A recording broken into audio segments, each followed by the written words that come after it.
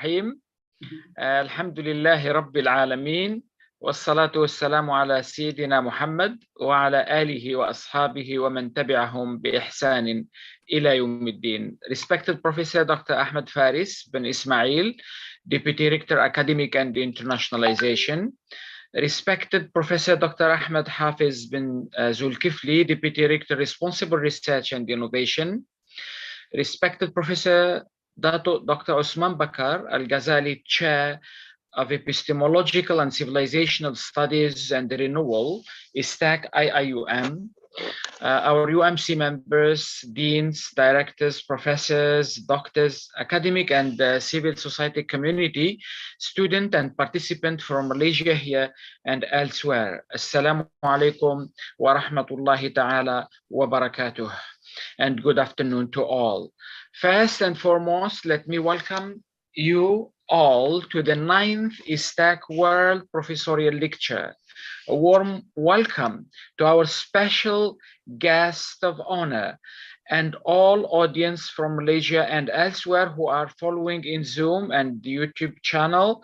Our guest today is a well-known scholar, Professor Dr. AZIZAN Binti BAHARUDDIN, UKM YSD Chair for Sustainability, Faculty of Engineering and Built Environment, University Kebangsaan Malaysia, Director University of Malaya Center for Civilizational Dialogue. I wish to thank you all for your presence and participation in today's professorial lecture on civilizational dialogue for peace with humans and environment towards an integrated, balanced framework.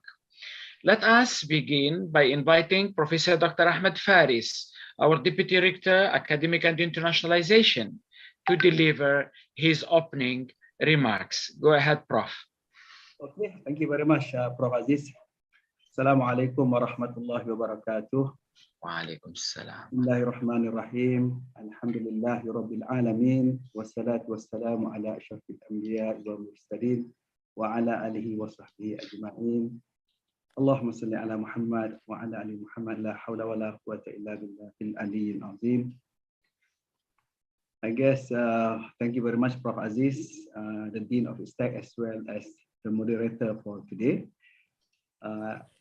I'm also here, as I mentioned. I mean, we would like to listen to our distinguished speaker for today, Professor Dr. AZIZAN Binti BAHARUDDIN, the Director of Center for Civilizational Dialogue, University of Malaya, and also the holder of UKM YSD Chair for Sustainability, Professor Dr. Osman Bakar, holder of Al-Ghazali Chair at ISTAC IIUM, my colleague, Professor Dr. Ahmad Hafiz Zulkifli, the Deputy Rector, Responsible Research and Innovation at IIUM, and also my other colleagues, deans, directors, staff, students, as well as all the participants of this 9th ISTAC World Professorial Lecture Series, whether from Malaysia or from all over the world. I guess we praise Allah subhanahu wa ta'ala for allowing us to continue this ISTAC World Professorial Lecture Series. On behalf of IIUM, I would like to welcome everybody, and we would like to congratulate ISTAC for their istiqamah, consistency in organizing this World Professorial Lecture. This is already the 9th series, and Alhamdulillah, I think the last 8 was very successful. We have prominent speaker. We learn a lot, and also, trying to shape the future of how we are thinking about rejuvenating and also reforming our Muslim civilization for the future. And indeed, today, this is another important topic with a very respected and well-known speaker that we have today with us this afternoon. On behalf of IIUM, I would like to thank Yang Berbahagia Datuk Professor Dr. AZIZAN for agreeing to share her vast knowledge and wisdom in this important topic on peace with humans and environment, and talking about integrated balance framework. Indeed, I think this is very much in line with, of course, the vision and mission of the university. We're talking about Rahmatan lil Alamin. We're talking about IUM trying to prepare leaders for the futures, and also to provide solutions facing the humanity for the betterment of not only the Muslim Ummah, but we believe that as Muslims with both the revealed knowledge and also other professional knowledge, I mean, we have many responsibilities, and also many, I would say that, solutions that we can offer to the world. I mean, talking about peace, talking about, I mean, humans and environment, and also, of course, talking about sustainability in general. I guess this is part of the amanah that, as I mean, in IAM tagline, we also talking about Khalifah responsibility, big responsibility for all of us as ordained by Allah Subhanahu wa Ta'ala. So I guess indeed, I think I really look forward for this framework. Hopefully this will be another piece of the puzzle that we would like to bring together, and trying to I mean, come up with a solution or a way, I mean, to offer to the I mean, the whole world. I mean, indeed, we are now at a very challenging crossroads. Even though we're talking about peace, there are war everywhere. Okay, there are wars everywhere. I mean, people are still not in peace with each other at the global stage. Okay, and I believe that with this mission and vision of the university, we hope that we can prepare a better leaders equipped with values and also with a sense of responsibility toward the humanity. So, Dato' Azizan, I think thank you very much for being with us, sparing time with us this afternoon, and of course, Dato' Osman, our mentor, inshallah, will also do the, you know, conclusion, or they say here words of wisdom from our mentor. So I think we will look forward to that, inshallah. And again, Prof. Aziz, I hope that this World Professorial Lecture will continue to be, I mean, held, and I think hopefully many things that we can share and we can learn from this important and beautiful lectures given by the prominent speakers. Thank you very much. Wabillahi taufiq wal hidayah. Wassalamualaikum warahmatullahi wabarakatuh.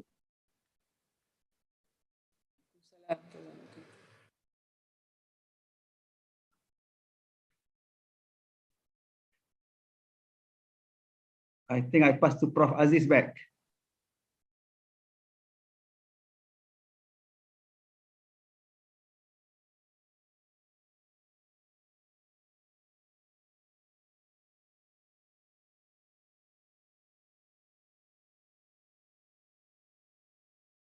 Prof. Aziz, you're muted. Yeah, sorry, Prof. Alhamdulillah, thank you, Prof. Faris, for your opening remarks. You already put us in the real context of the lecture, Alhamdulillah. Now I have a challenge to introduce to you the scholar today. If I wanted to talk about Prof. Azizan, I think I will need 1 hour at least, but let me just try to do justice, inshallah. But let me put the lecture and the biography of Prof in the context of our today's lecture. In fact, ever since the starting of this important ISTAC series, The very first lecture presented by Prof. Zulkifli, our rector, followed by other great scholars and leaders from Malaysia and overseas, we advocated the concept and agenda of renewal and transformation of thought, knowledge, and practice for civilizational sustainable development of the Ummah and human civilization. We addressed some big challenges, issues, and topics of merit and interest, including model of integrated value-based university and education, spirituality and values for sustainability, maqasid, sharia and development, Islamic epistemology and intellectuality, Islamic leadership, renewal of Islamic thought and civilization in the Malay world, civilizational values and international relations. They are all addressing important topics and agenda of not only our university, but I think in general, the Muslim Ummah. Today's topic on civilizational dialogue for peace with humans and the environment towards an integrated balanced framework is very important. The importance of this topic stems from what is happening in the world today, what's happening to humanity, to human civilization, to nature, to environment, to international relations, to cultural encounters, to civilizational conflicts in some parts of the world. The environmental issues become very crucial today, brothers and sisters, even threatening the very core of humanity and nature. All this necessitates addressing this topic. We are very much lucky and honored to have Professor AZIZAN with us today, a special scholar with vast multidisciplinary and integrated knowledge and deep practical experience on the subject matter of today's lecture, brothers and sisters. Within this framework, I would like to mention a brief account of our professor today. Professor AZIZAN Baharuddin received her bachelor degree in biology from the University of Tasmania, Australia in 1978. Master degree from University College London in 1979, and a PhD in philosophy of science and Islam from University Lancaster, United Kingdom in 1989. She specializes in several areas such as environmental ethics, religion and sustainable development, Islam and science, bioethics, interfaith, and inter-civilizational dialogue. She has published more than 200 works, including books, book chapters, monographs, journal articles, and newspaper articles in the above mentioned fields, including a book on harmony between religion and science, an Islamic perspective, 2019, environmental ethics in Islam, 2018, co-editor of Islam and Ecology, a bestowed trust, and environment values and the future of civilizations. She is active in several governmental and non-governmental organizations connected with her areas of specialization, as well as being a member of various advisory and consultative committees for various ministries in Malaysia.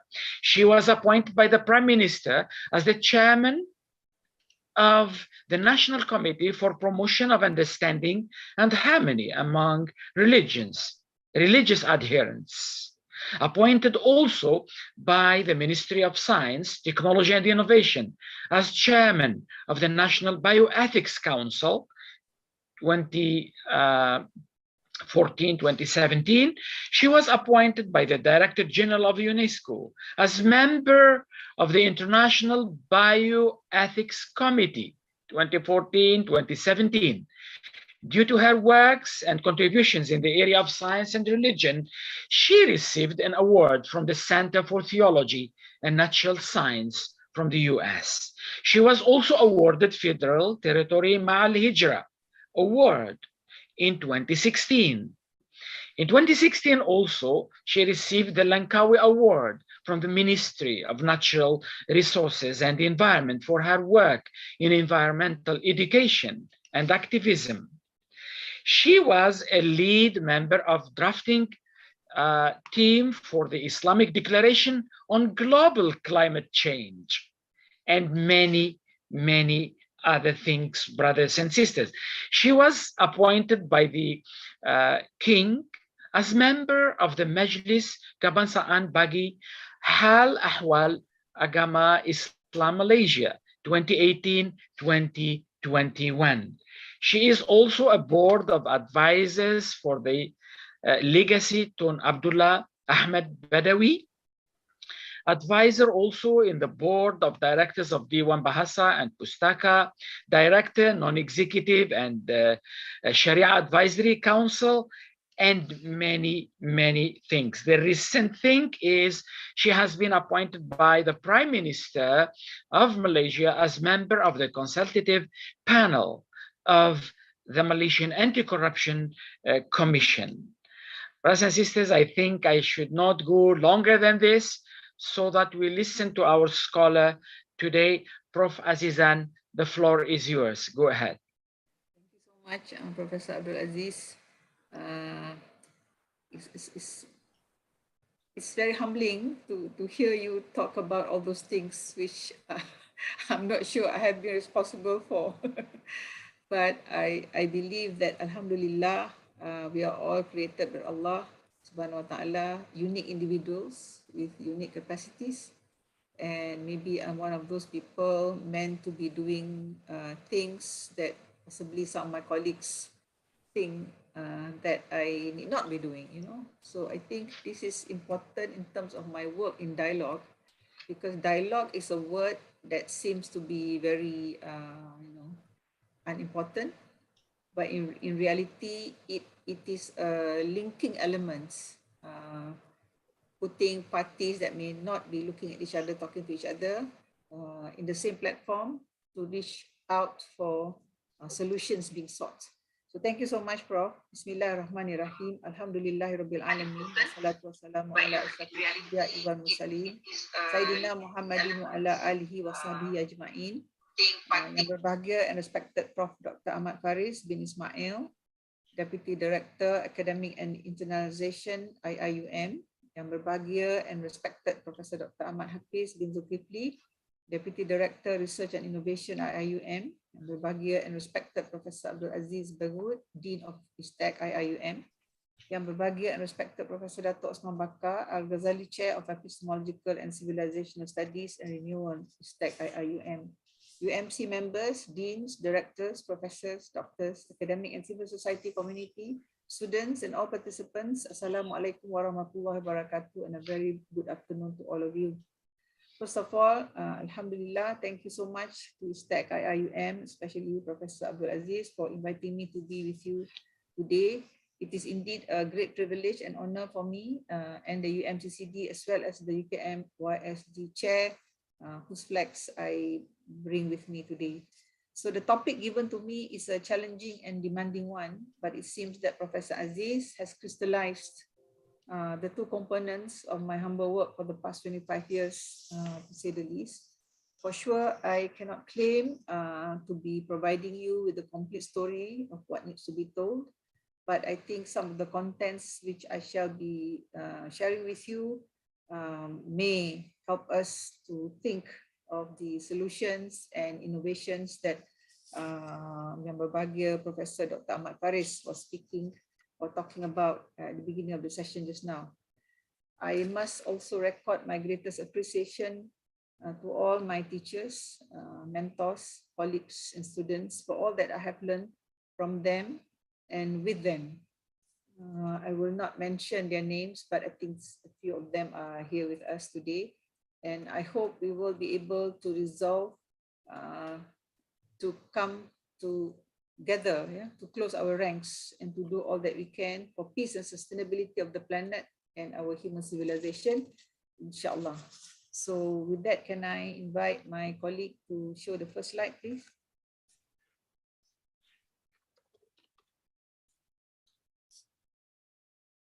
Okay, this is the topic given to us, and as you can see, the ice is melting. You've seen this image many, many times before, but I hope we will not only be looking at this, it's not only us who will be looking at this, because if you're a man on the street and somebody gives you this picture, what does it tell the man on the street? So this is my concern.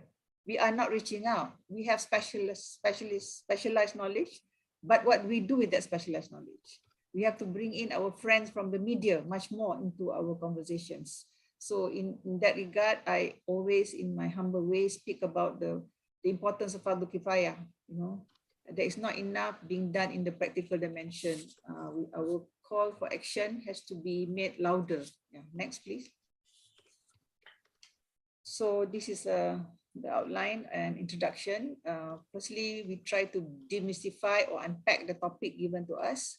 So we talk about dialogue for peace with humans. This is where the intercivilizational or dialogue among faith adherents come into the picture. This is an issue for some people because to them, the idea of a person of a certain faith talking to a person with another, holding another belief system is alien.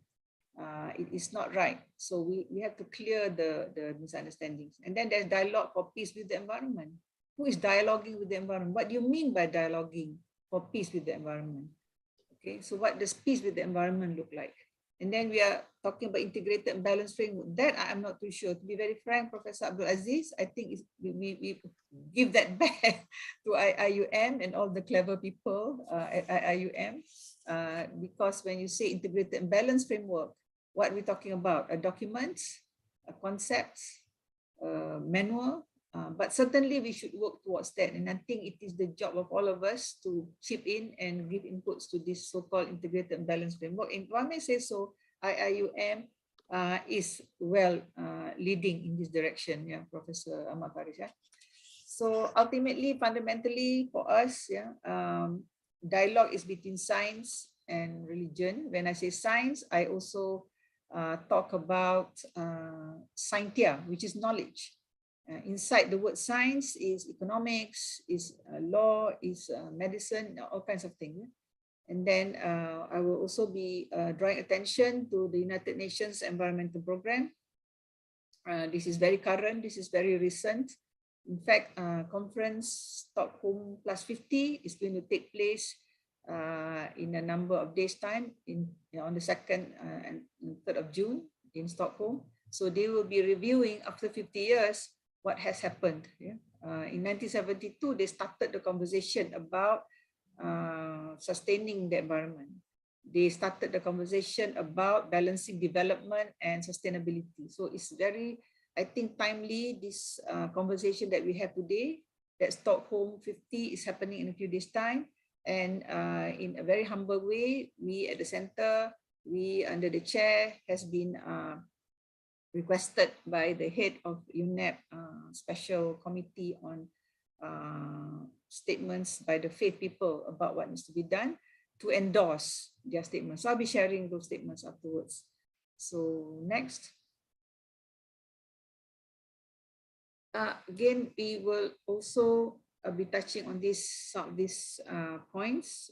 So you might ask, what will the content of the slides be about? So basically, we'll be talking about what is known as the Anthropocene, yeah, which is the geological age given to the world today.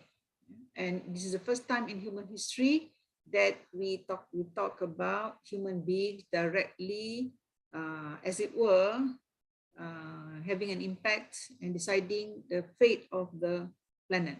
Whereas before, it wasn't like that. It was always something that is natural, that took place. And what was just before us is the age called Holocene. So I'll try to use simple language to make us appreciate this phenomenon. And it started, the word started to be used only in the year 2007, which is not too far back. But today, I think we need to create a meme out of this word. We have to understand that we are the ogres here. We are the monsters that is actually changing the planet for the worst, not only for ourselves, but also for the other creatures. Secondly, we need to emphasize the facts of the current realities, the causes and effects of unsustainability. And people are talking about sustainability science. Again, I would like to humbly say that these are high-sounding words. On the streets, the environment is choking with plastics. And if you look around us, just on our table at this very moment in time, there's so many plastics that we are talking about. And recent newspaper reports are saying that scientists in London have discovered nanoplastics in the lungs of human beings for the first time. So what do we do about this? Yeah? And then, of course, we want to bring in the critical role of religion towards sustainability.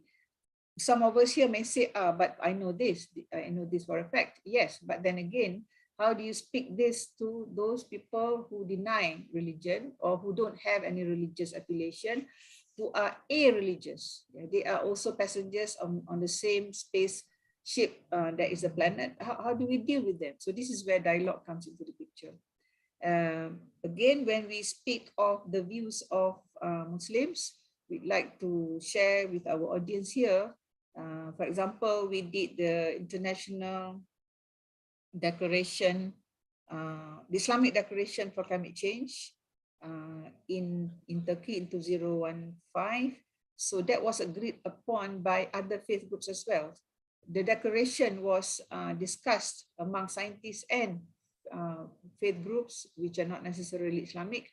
And what we came out with was something that was agreed upon. So I think this is critical to say, because we need to be inclusive of the other. And this is certainly what the Quran is saying, because the Quran is not only talking about, oh, you who believe, the Quran is also speaking to humanity as a whole, or mankind. Yeah? And then we want to touch a little bit on when you say you harmonize science and religion, you actually also have to harmonize other components of institutions in our lives, such as the economics, with religion. And I'll bring in one or two small examples here. And then, of course, all this dialogue is to what? To restore the physical and spiritual. And people always talk about need for worldview change. But okay, after we say all of that, how do we translate the worldview change into our curriculum? And after all of that, what we do on the ground, inshallah. Next. So I'm sorry if I am being a little bit rude here with the title.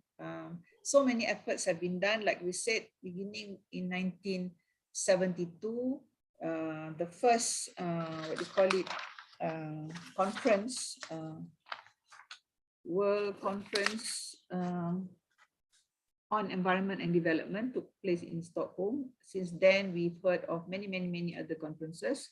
And one of the types of conferences that has been organized is what you call the Conference of Parties, COP. COP started in 1995. This is where the declarations are drawn up, the promises are being made. And it took place in many countries. And next year will be COP number 27. It is going to take place in Egypt, in Sharm el-Sheikh. Those who are from Egypt may know this place. And last year it took place in Glasgow. And several important or interesting things happened last year. We may share this afterwards. So next. Yes, it's following the list just now. And in Malaysia, for our information, we also have an institute called Institute Masa Depan Malaysia, or Institute for the Future Malaysia. They have it's a new think tank that's several years old, but it takes a serious view of how nationally we fare in terms of supporting the SDGs. So inshallah, we also have collaborations with them, and I hope we will help them, because they are a very young institute made up of very young fellows, research fellows. So I bring them to the front because the job of what needs to be done is not only the responsibility of the government, the universities, it's a job of all kinds of organizations. Next. So again, this is the SDG report of the last couple of years, and we don't have time to look at all the progress of all the 17 goals, but we may just take a few here. One is goal number 1, which is to end poverty in all its forms everywhere. Yeah. So how have we fared? So if you look at some of the points being highlighted, for example, maybe just look at the bottom part. So on the right hand side, 4 billion people did not benefit from any form of social protection in 2016. So this is what, 6 years ago. And I think today the picture is not any better. And considering that there's 8 billion people on the face of the earth, so 4 billion is half the population. Yeah? And natural disasters are exacerbating poverty. Natural disasters, of course, due to climate change. And there is so much direct economic losses as well, 23.6 billion. Next, we look at SDG goal, SD goal number 6, ensuring availability and sustainable management of water and sanitation. Water, the most basic elements in our lives. Yeah? So 3 billion people worldwide lack basic hand washing facilities. Water scarcity could displace 700 million people. And some countries experience a funding gap of 61% achieving water and sanitation targets. So the story is not a good one also. So finally, we maybe look at SDG number 9, building resilient infrastructure to promote inclusive and sustainable industrialization. Talk about, you know, the ICT revolution and all. Next. Yes. So here again, fewer than 1 in 5 people get to use the internet in the less developed countries. So this is not a good picture either. So you are creating gaps between human beings worldwide. Next. Last, yeah, SDG number 13, taking urgent action to combat climate change and its impacts. And here, what we see is climate finance. Yeah, people are still investing more on fossil fuels, despite knowing that fossil fuels is you know, it's not the way to go. And they continue to invest more on fossil fuels, higher investments there compared to climate mitigation activities. Right. Next. So we can conclude that if you look at each and every one of the reports of the 17 SDGs, a similar story will appear that we have not been able to do much despite 50 years, the first conference talking about what we need to do next. Okay, so this is the idea that, or this is the document that is the latest. This document, as we are talking today, is being endorsed by faith-based organizations. So let me just say 1 or 2 words about the background of this faith and values document. So under the United Nations Environment Programme, there is a special section that deals with the role of faith groups in mitigating climate change. So they have been working very hard in the last 5 years, especially. And the head of the program is, if I may have his permission, Dr. Ict And we are all open to communicating with him and giving him our support. So the beginning of this document, which is being prepared now to be read out at the Stockholm +50 conference, and hopefully it will have an impact. Okay, it's interesting. In 1972, this is what was being said. This was what was being agreed upon. A point has been reached in history when we must shape our actions throughout the world with a more prudent care for their environmental consequences. Okay. What we do, we have to think how it impacts the environment. Through ignorance or indifference, we can do massive and irreversible harm to the earthly environment on which our life and well-being depend. Conversely, through fuller knowledge, keyword is knowledge, and wiser action. So where do we get the wisdom? This is where the religion comes in. We can achieve for ourselves and our posterity a better life in an environment more in keeping with human needs and hopes. What are really human needs?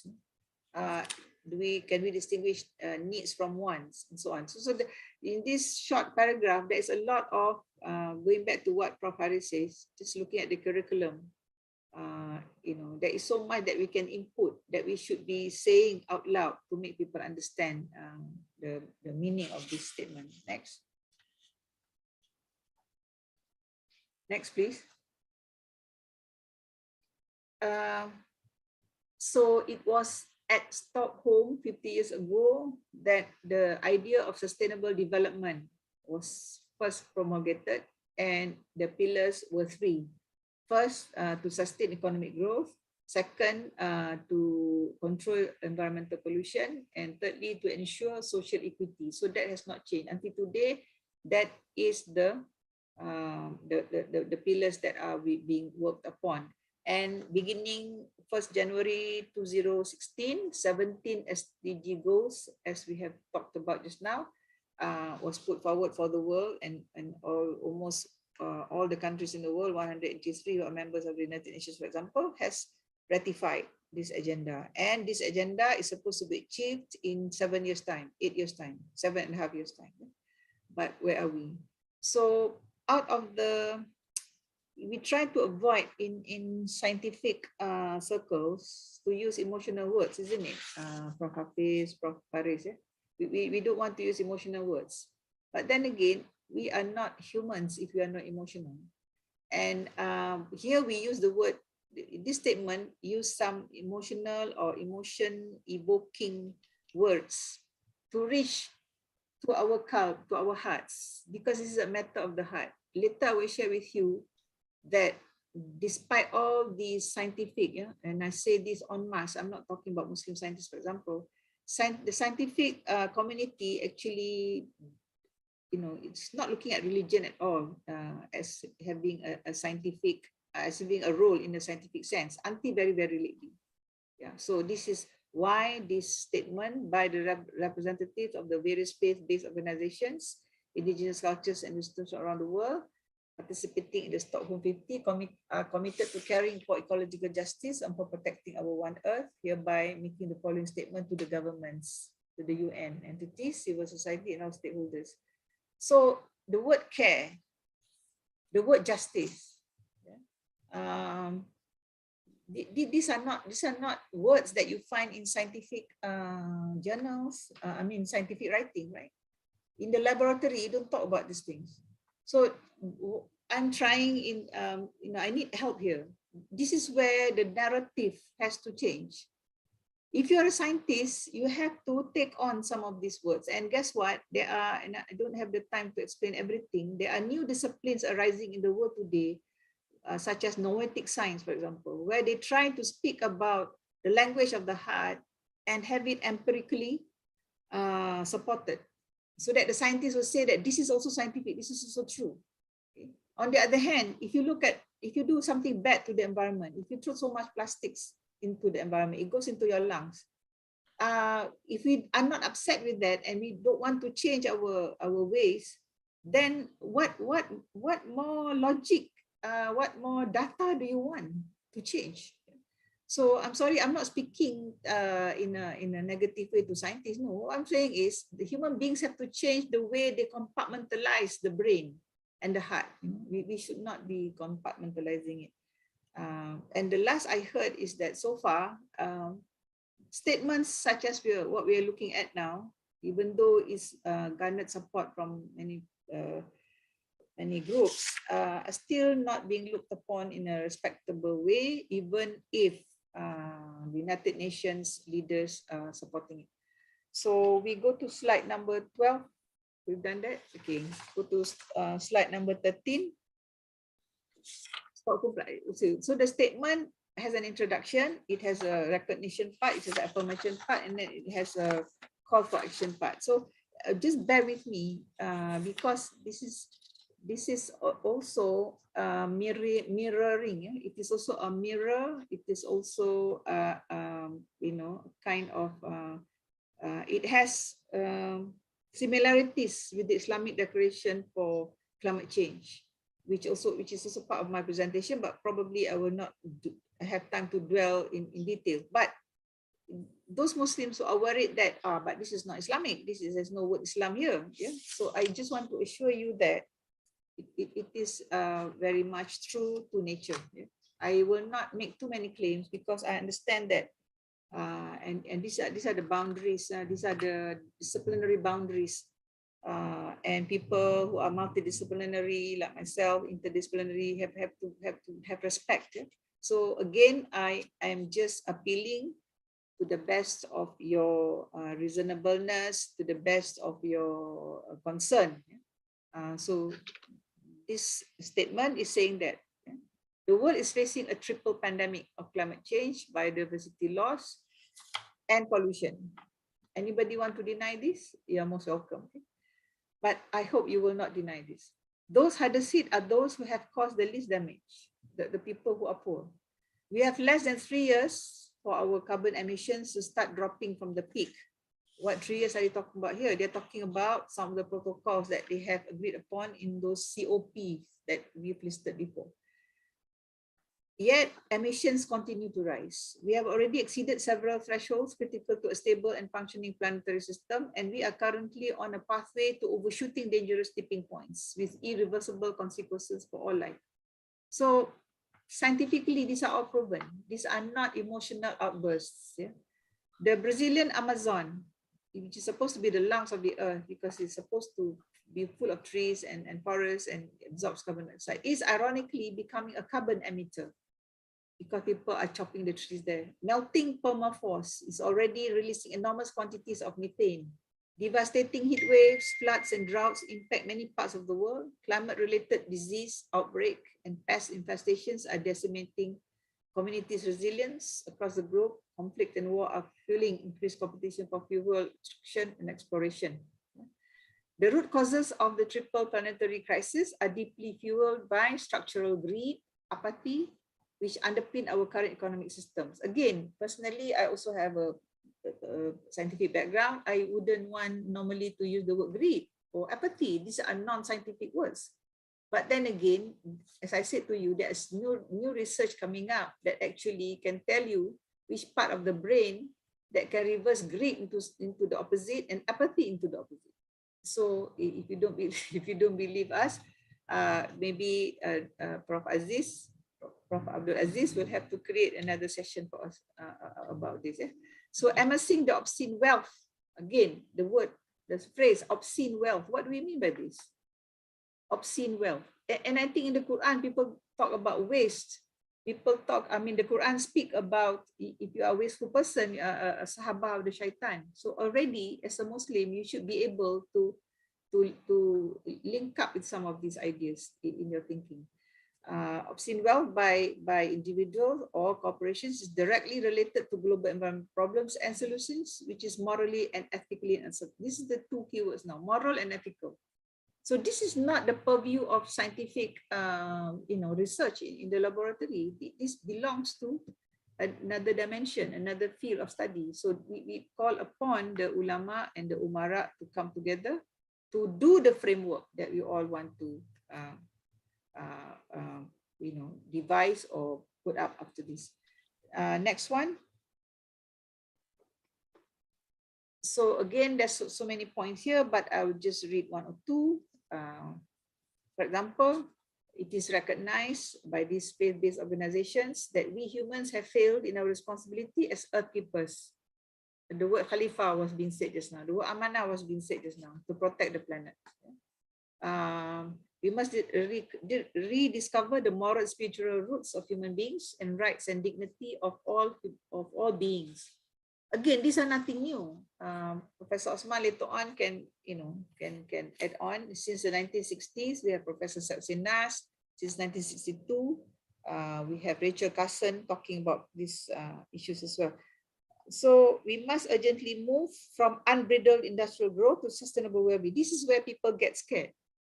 it's like we have to change the way we live, we have to change the way we do economics, and this is what is turning people off, because that means they have to change.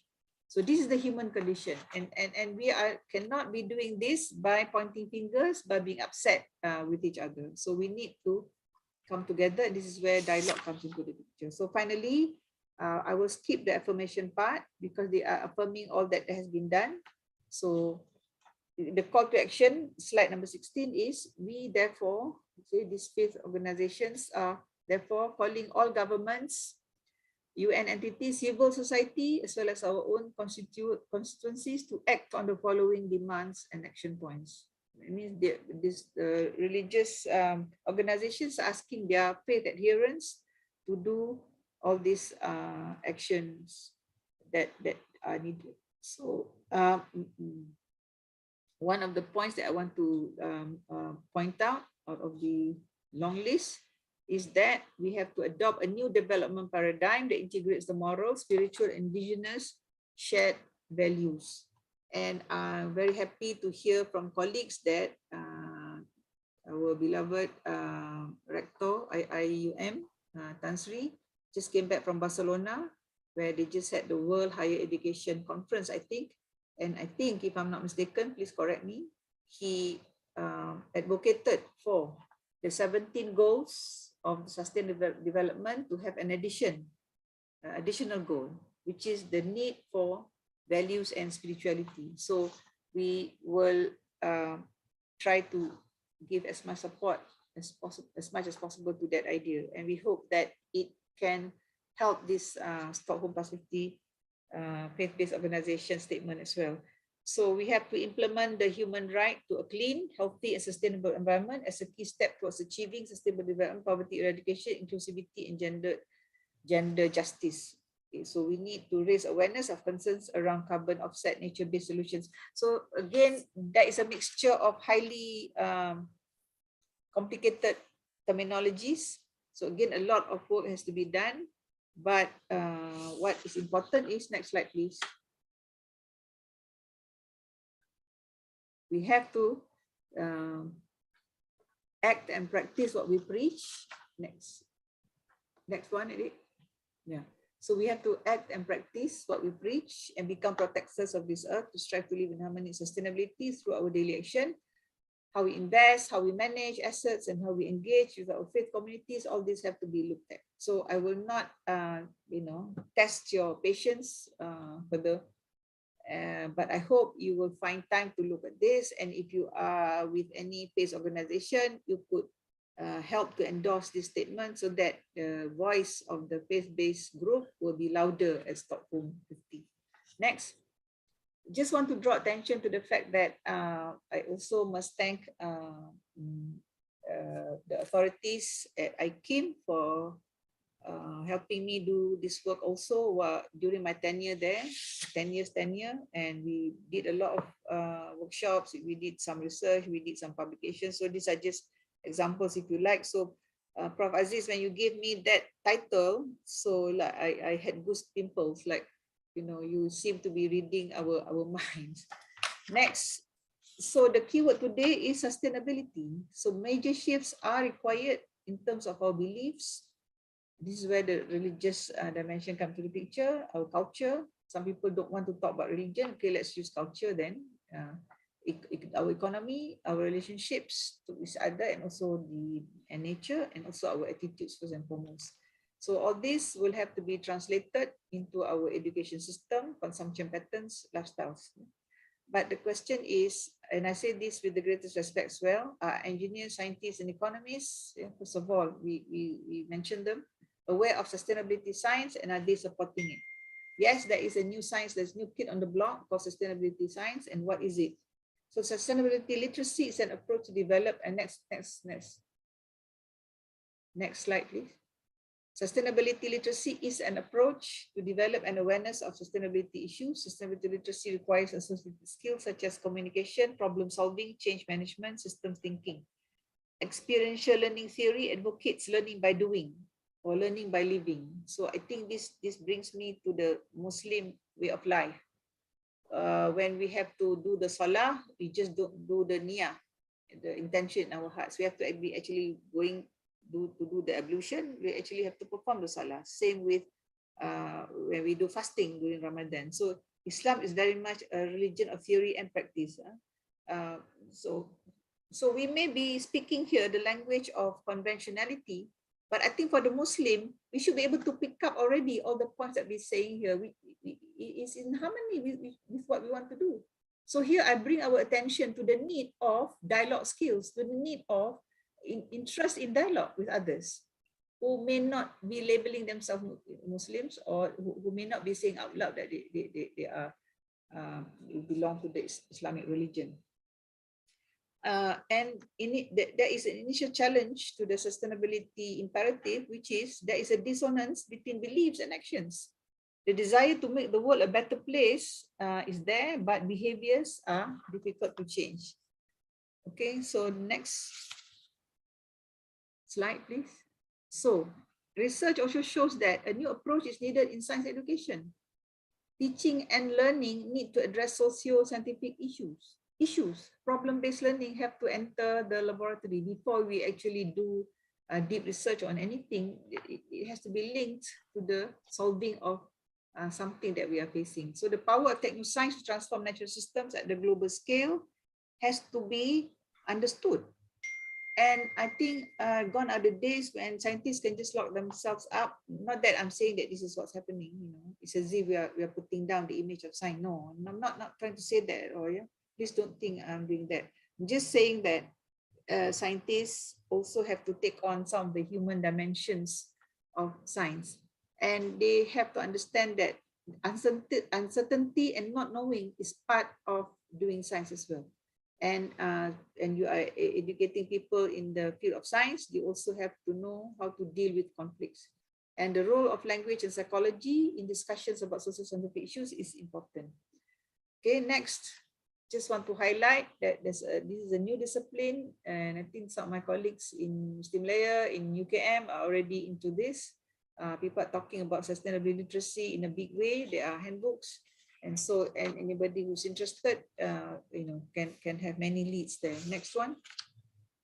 I just want to come back to us Muslims, those of us who are Muslims in the audience. What needs to be done is a wajib. I'm sorry if I sound a little bit, you know, over presumptuous there. Why? Because if we look at Al-Baqarah, Surah Al-Baqarah, ayat 143. It says, we have made you, Allah says, a middle nation so that you may be a witness against mankind and the messenger may be a witness against you. Which means that we are a nation of people who have to take charge, to lead what needs to be done. Okay? Whether or not the whole world are Muslims like us or not. So this is the wajib that we have to do today. So no matter how small our contribution, it matters. And whether we do this or not, the Rasulullah SAW will be a witness against us in the Yawmul Qiyamah. And we now should be a witness to humankind. But how are we going to be doing that? So we need to be literate in all the knowledge that is required vis-a-vis making the world a better place. In the physical sense, in the sociological sense, in the psychological sense, in the humanitarian sense. Okay, next slide, please. So I just refer to every year, the world, okay, United Nations have what it calls World Earth Day. And last year, I remember there were 5 pillars. And these 5 pillars canopy project talks about how forests have to be regrown, food and environment. We should realize the food that we take, how much we take, what kinds of food we take, it all has impact on the environment. So we have to be very conscious of what we eat, how much we eat, yeah, and what we eat. And then there's the great global cleanup. I'm so sorry, you just go to any nook and corner, yeah, in our Taman Perumahan or anywhere. Yeah. I live in a kampung also. There's so much garbage. Why is that? And not to mention climate literacy. The you know, the world is warming up. The heat these days is unheard of before. Yeah? And then this year, suddenly, you know, the pillars, or what they call it, the mantra has become so simple. It has been simplified. Do what you can. Invest in the only planet that we have. So I think the desperation is coming through. Next slide, please. Sorry, Prof. Osman. That's a very nice photograph of your good self that we found. So we thought we'd like to share with everybody. By the way, everyone, I hope it's okay for me to say this. The Center for Civilization Dialogue, University of Malaya, the founding father is none other than Professor Datuk Osman Bakar himself. And he was very far-sighted in establishing this center. And it is this year 26 years old. And we're still trying to fulfill the mandate that he first set forth for us. And we hope that this center will continue to bring all the common values that are being shared by our colleagues from other cultural backgrounds towards what? Towards sustainability of civilization, towards peace with the environment. So I think for many, many years now, the focus of the center has been dialogue towards helping the planet, dialogue towards helping the human being. So that there are many, many, of course, sub-themes of what we do. And by the way, we also have an international conference in August. So we hope you will also join us there to talk about, to speak about the future of civilization in the context of sustainability. So there are challenges of interfaith dialogue. Prof. Aziz, we have to, you know this, we have to come up front, because as we speak, there are people amongst us who feel that if you sit on the same platform with people of other faith groups, then your own faith will be diminished. See, this is the fear of Muslims, the fear of people from other faith groups. I try to say this in very subtle way sometimes, but sometimes it just has to come out clearly. But let us assure everyone that nobody's faith, especially from the Islamic side, is being challenged, is being diminished if you are engaged with dialogue, if you follow certain conditions in the dialogue. And one of those conditions is that you have to be very sure of your own faith. So then another challenge is the lack of appreciation or support from the scientific community itself. Because what is dialogue? Dialogue is seen as something that belongs to the social sciences. It's got nothing to do with hard science. So again, it will take a long time to explain why this question comes up and why it has come up and how do you deal with this question, but just touching upon it today. Then people say there's a lot of scientific knowledge regarding the environment among faith groups. Okay, this is true. We speak about the afterlife, yes. We speak about the fiqh, the hukum hakam, the halal and the haramness of things. Very good. I think that knowledge is, we need it. It's a wajib. But then again, I think it's high time we enrich some of our religious studies curriculum with some of the things that is happening. There is lack of sufficient knowledge regarding religion itself among the, this is another thing. I'm sorry again to have to be saying this. I'm sure it's not true for many, many of us, but I think in some quarters, we think we understand religion, but there's so much that we have yet to understand. So IFD is often confused with pluralism. As I said just now, there is a treating of all religions as being the same. No, it's not. So we are not into pluralism. We are not into menyamakan semua agama, no. And we need skills in encountering people of other religion, as well as those who claim to be a-religious. Yeah? And then the phenomenon of increase in religiosity but a dearth of spirituality is also something that we can witness. Then there's not enough effort at ensuring quality religious education, which includes sustainability issues as well. All right. So again, I think we very, very humble, repeat what I think so many people are saying. We need to bring the ulama and umarat together. Prof. Aziz, already 3:30. Please tell me when I need to stop, yeah? Yeah, go ahead, Prof. Go ahead. Yeah. Another 10 minutes. Yeah, okay, right. Next slide. Okay, to answer the scientists who say that, apa kita cakap ni, what we're saying here is not important, okay? There is now universal recognition, and this is a recent phenomenon, for the role of religion in sustainable development. So this is being said by people like Paula J. Posses, also social scientists who did empirical research on how religion impact people. It is being said out loud by the Assistant Secretary General for Humanitarian Affairs and Deputy Emergency Relief Coordinator, United Nations. And it is being said by the UN Climate Chief. So everybody is saying that there is a role for religion. Why? Because the pivotal roles of religion is on issues of climate change, environmental justice, hinge primarily on the religion's functions in society. Ethical teaching, the word ethics come back into the picture. The reach of the religion and the influence and ability to inspire adherence to action. So these are conventional words being used. Ability to inspire. I think in the Muslim community, everybody, is hashtagging everybody else, hashtag Jannah. Semua orang nak pergi Jannah. Everybody wants to go to heaven, right? But we should ask the question, how are we going to Jannah when the Jannah that, the small Jannah that Allah is giving us here on this earth, we cannot take care of?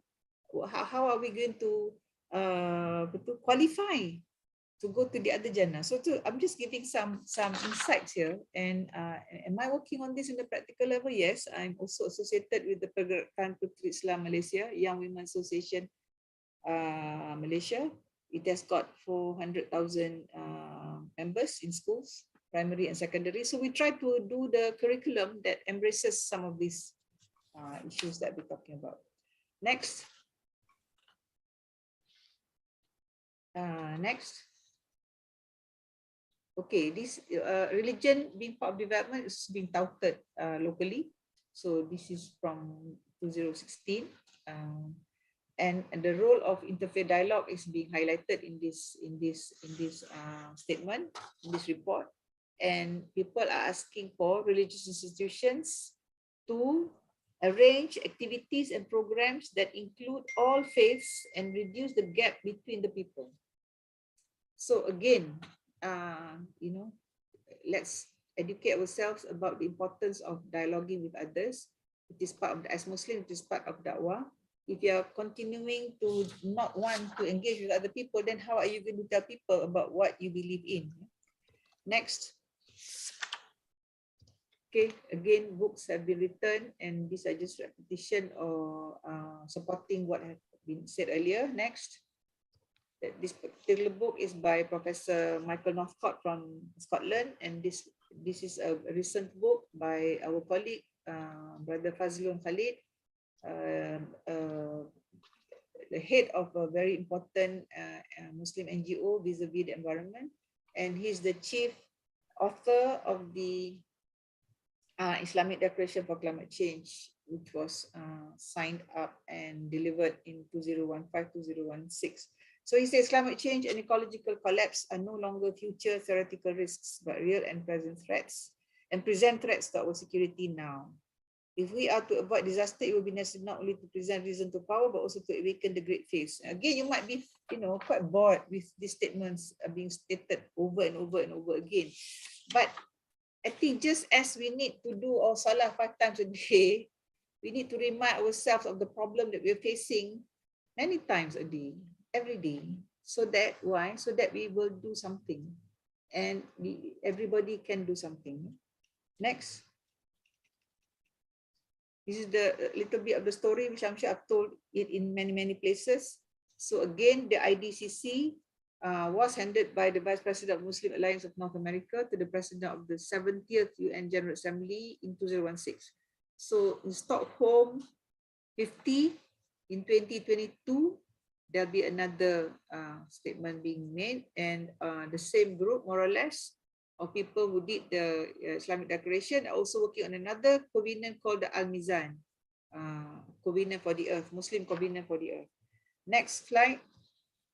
So as all declarations, there's a preamble, the what and why of climate change. Here there is enough sufficient scientific data to talk about the what's and the why of climate change. And then the affirmation, the Islamic view regarding the environment and climate change. How are we related to the issue that the world is facing? And then most importantly, the call for action, responding via the Sharia and living sustainably, which many people now, not to say equate, link with the Maqasid Sharia. And there is a to-do list, really, there is a to-do list for stakeholders, citizens, leaders, governments, corporations, etc., Climate change is fardu kifayah, commonly requisite knowledge. So this is not advertising the declaration, but then again, if it is, why not? If it is, why not? So I urge all students, yeah, for example, you can Google this this declaration and try to do something. Next. Again, we've shared this many times over. Okay, for those people who are worried that, you know, conventionally, how do we speak about this?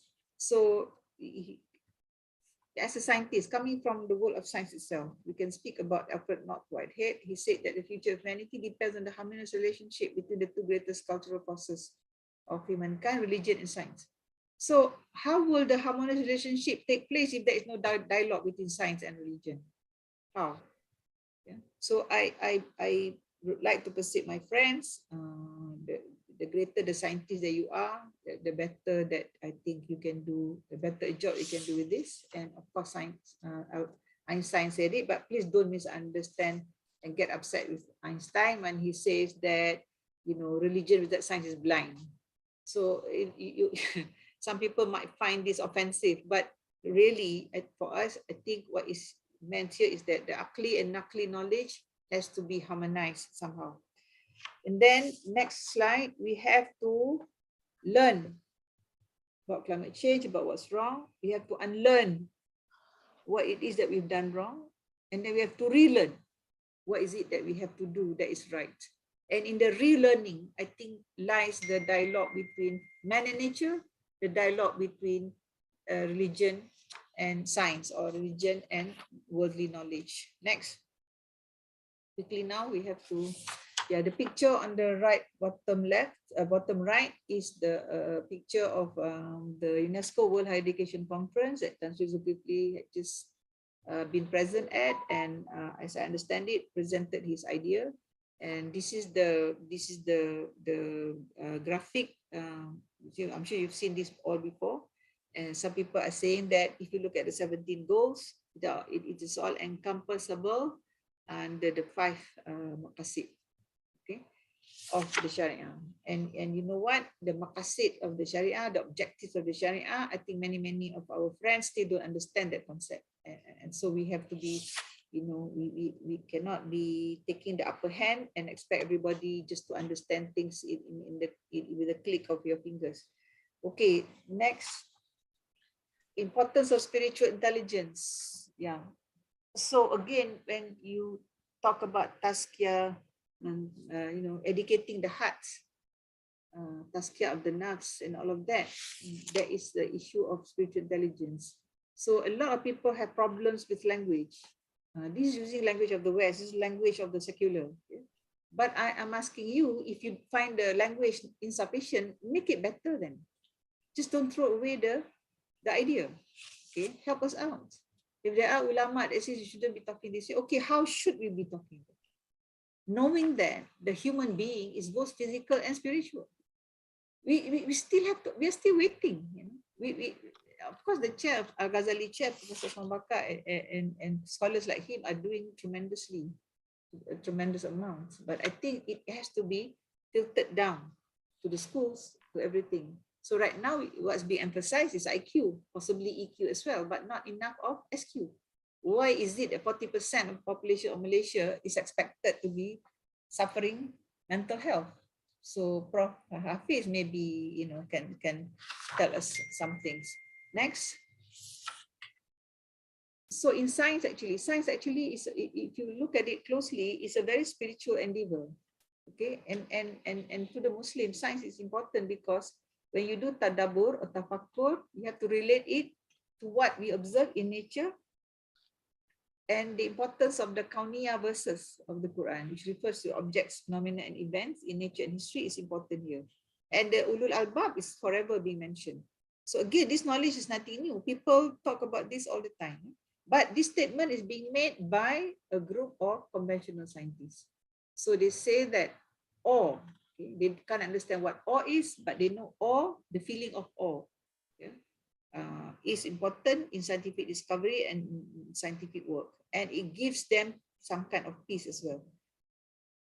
Next, sustainability literacy competencies. If you look at, okay, just now we speak about the new science, sustainability science. Everybody's talking about it. We must have it. We must practice it. So what does it involve? It involves the head, cognition, involves the heart, emotions, involves the hands. We have to be active. It involves the spirit. And conventionally, it's explained as connectivity, right?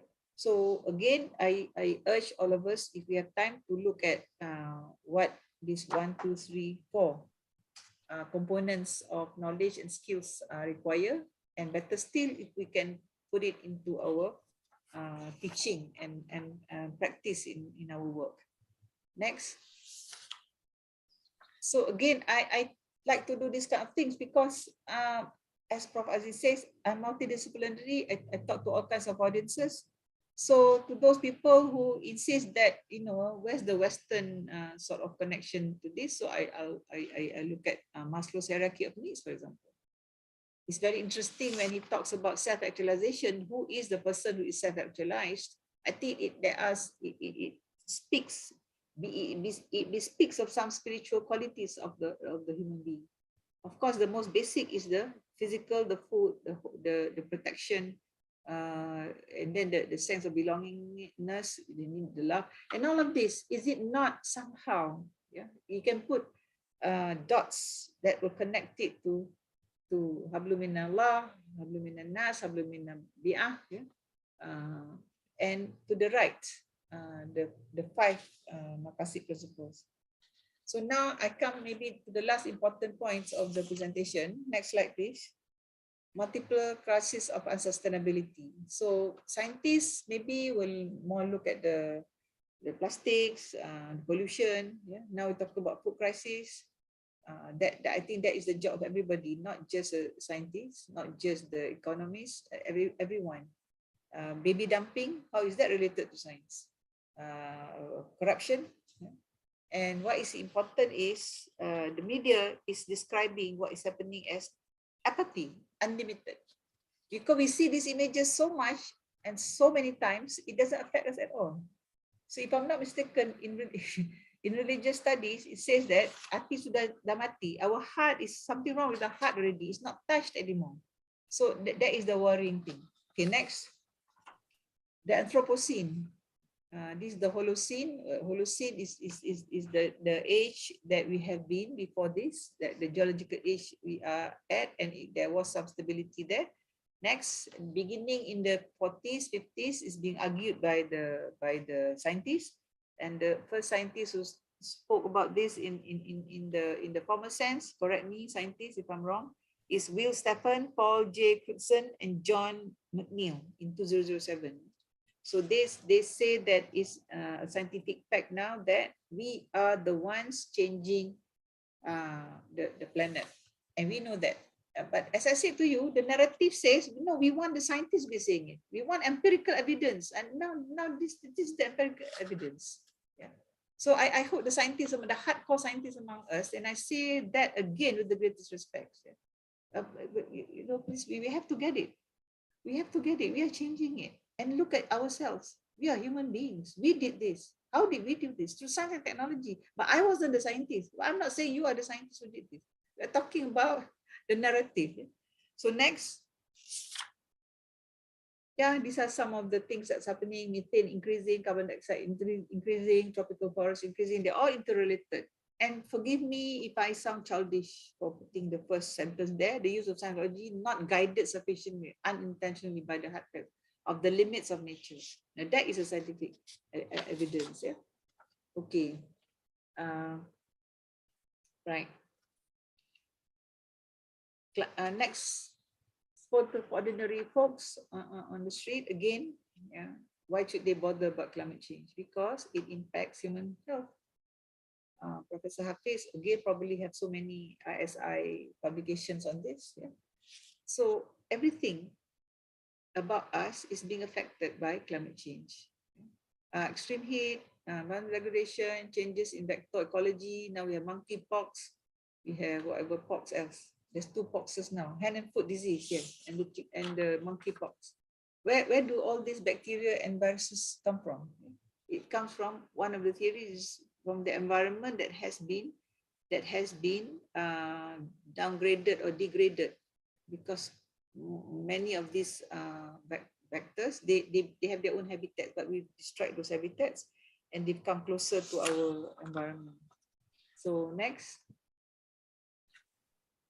Again, climate change is impacting political stability.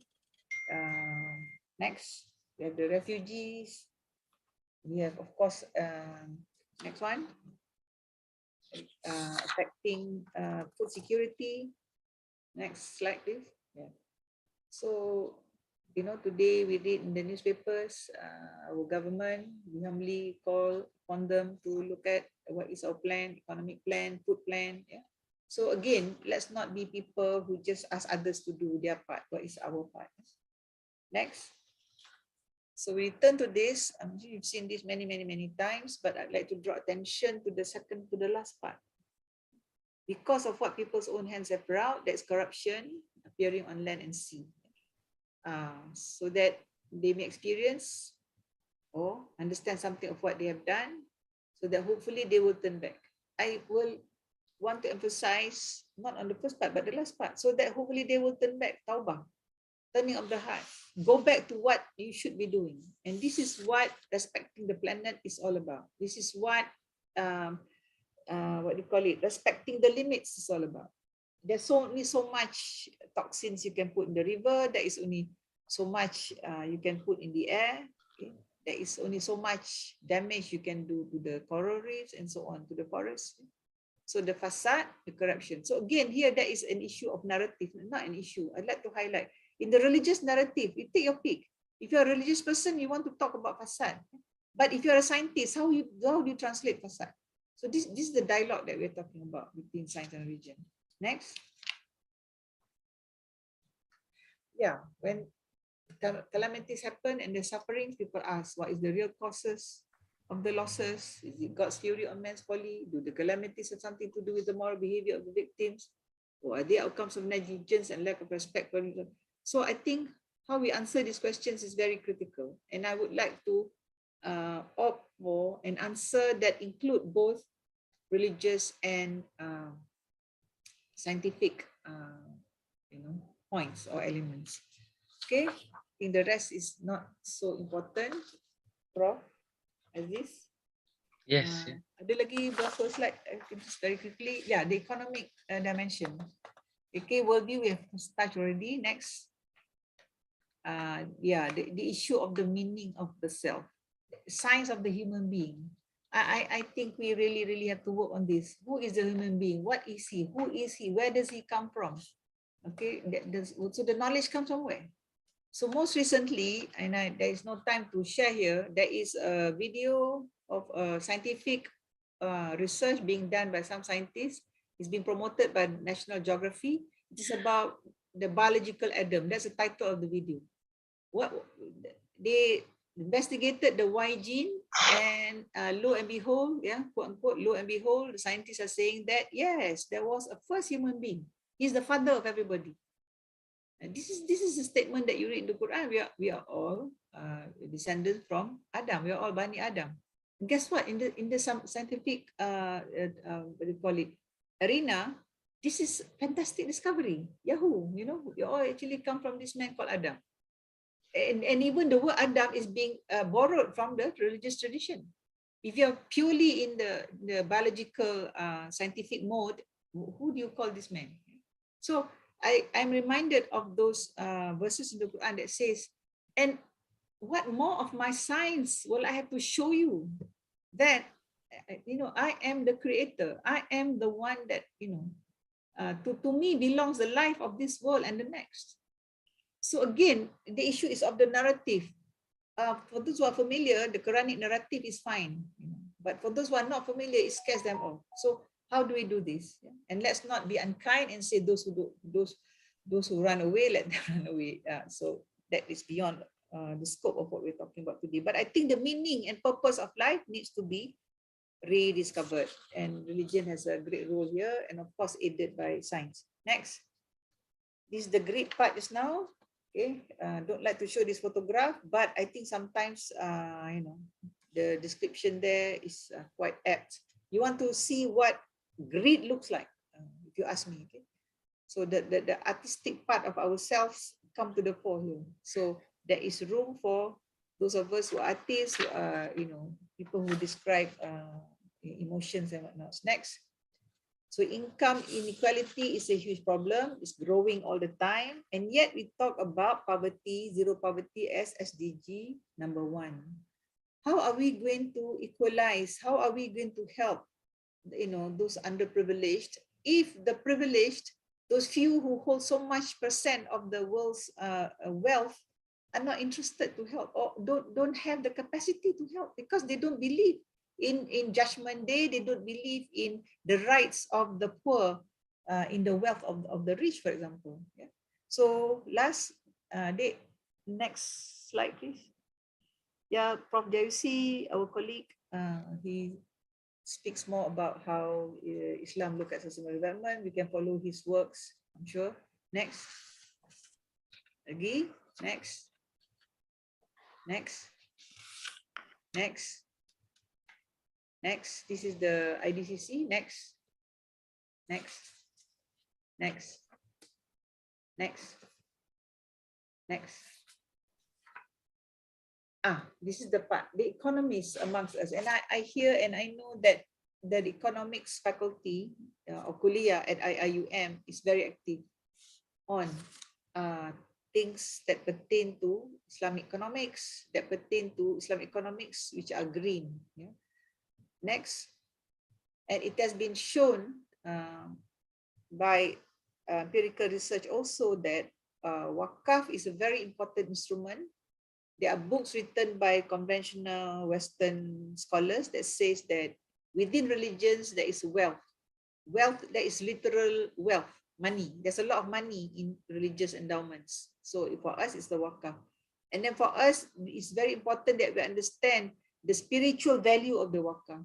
If we do in fact that, you know, that the goodness will flow. We are all familiar with the verses that says, would you do trading with Allah Subhanahu wa Ta'ala? Give of your means, give of your wealth, and Allah will reward you multiple times. So all this have to become conventional knowledge, have to become conventional practices. My friends who are in the business of collecting the zakat now, they're saying that a lot of people are still not doing the zakat, whereas that is part of the 5 pillars of Islam. So there are very clever Muslim scholars like Professor Tariqullah, also very familiar to the IUM colleagues, who have drawn up very important statements or plans that talk about, let's say, venture wakaf. Yeah? I'm sure I'm not the expert in this. Those who are experts, please take this up. And he talks about how the wakaf instrument can actually transform the financial institution, which is part of the problem, the way it is being governed today, part of the problem of this gap between rich and poor. Next. Most important also is this idea of compassion being imbued into the economic system. Next.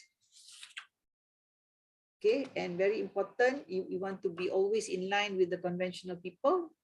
People are today talking about circular economy, zero waste. So how do we manufacture products and then make sure that it doesn't pollute, make sure that there is reusing, there is recycling and all of that. So it lies in the design of the produce, which is where the scientists come to the picture again. And again, this is very much connected to the circular economy and also the wakaf institution. Next. So this has been spoken about. If people have written books and papers. Next. Yeah, wakaf in Malaysia became very famous short time before this when concept wakaf air was put forth by our Ministry and Minister of Environment. So we hope we will support this, and it's wakaf concerning water, yeah? Water supply. Next. Next. That's the book I'm talking about. Educating, empowering communities.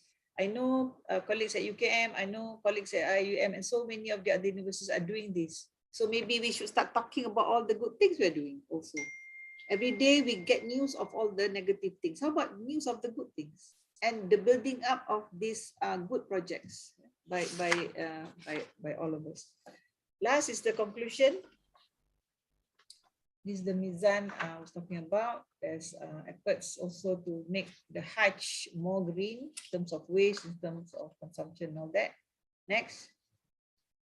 Okay, let us not be cynical. I think we sometimes fall into the trap of being cynical. Yeah. Next. Need a common language. Therefore, dialogue is important. We need to build narratives that can, support the ideas and innovativeness of other people, of various people from different disciplines, different faith groups. Like next, addressing educational challenge. We need to have the curriculum enriched, but worldwide, in some countries, we would want to mention countries, there is indifference and resistance from management, maybe from the authorities. So we have to work against this. Yeah, and the impact of the so-called hidden curriculum, the implicit messages of university sense about sustainability through the student environment and values has been overlooked as a potential influence on student learning and behavior. So maybe this is a scope for policymakers amongst us, especially in the education system. Last. So we are somewhere, I don't want to say which column we are at, but if we don't stop the heats increasing, okay, by planting more trees, by using less fossil fuels, we will be ending up in the last column. Yeah? So then the scientists are saying that we only have 10 months of drought, then many devastating things will happen. Next. What we do matters. Yeah. So I'm reminded very humbly, I share with everybody, my knowledge is not that much compared to so many of you. Zalzala, Surah Al-Zalzala says, then shall anyone who has done an atom's weight of good will see it, and anyone who has done atom's weight of evil shall see it. Buat je lah apa-apa, no matter how small, no matter how big, no matter how small, Zara, you will see it matters to Allah Subhanahu Wa Taala. So at the end of the day, we are accountable to Allah Subhanahu Wa Taala. So no matter how much or how little knowledge we have, that is something that we can do. So inshallah, we will try to do what we can. Wallahu a'lam. Thank you so much. Wabillahi taufiq wa hidayah. Wassalamualaikum warahmatullahi wabarakatuh. Wa alaikum assalam wa rahmatullahi ta'ala wa barakatuh. Thank you, Prof. Azizan, for this wonderful lecture. Very well integrated, multidisciplinary, many knowledge integrated in this to address the title and the question. I think we learned a lot. That's why I don't want to stop you. I wanted just to listen more and more. May Allah bless you, Prof. Thank you very much. First of all, let me apologize to some of our participants who find Zoom today not friendly. I received many messages that they could not come in. So some of them went to the YouTube, but I don't know what is the technical issue, but alhamdulillah, I would like to thank all the participants here. This is a really very academic and well integrated lecture in a topic which we really need and want. I hope Prof later can help us make it like a paper, publish it under our series of ISTAC, inshallah. This will be very beneficial to many people. You have mentioned a lot of ideas, a lot of things. So because of the sake of time, later on I will wrap up, inshallah, the conclusion. I would like to ask Professor Osman, our great professor, to initiate our question and answer session, and by giving some words of wisdom from his own perspective on this very important topic. And after that, we will open for questions and answers. We have already some questions in the chat, and those who want to ask directly, they can also ask, inshallah. Prof. Osman, go ahead. Thank you very much, Professor Abdul Aziz, as the moderator and also as the Dean of ISTAC. Assalamu alaikum wa rahmatullahi wa barakatuh, everyone.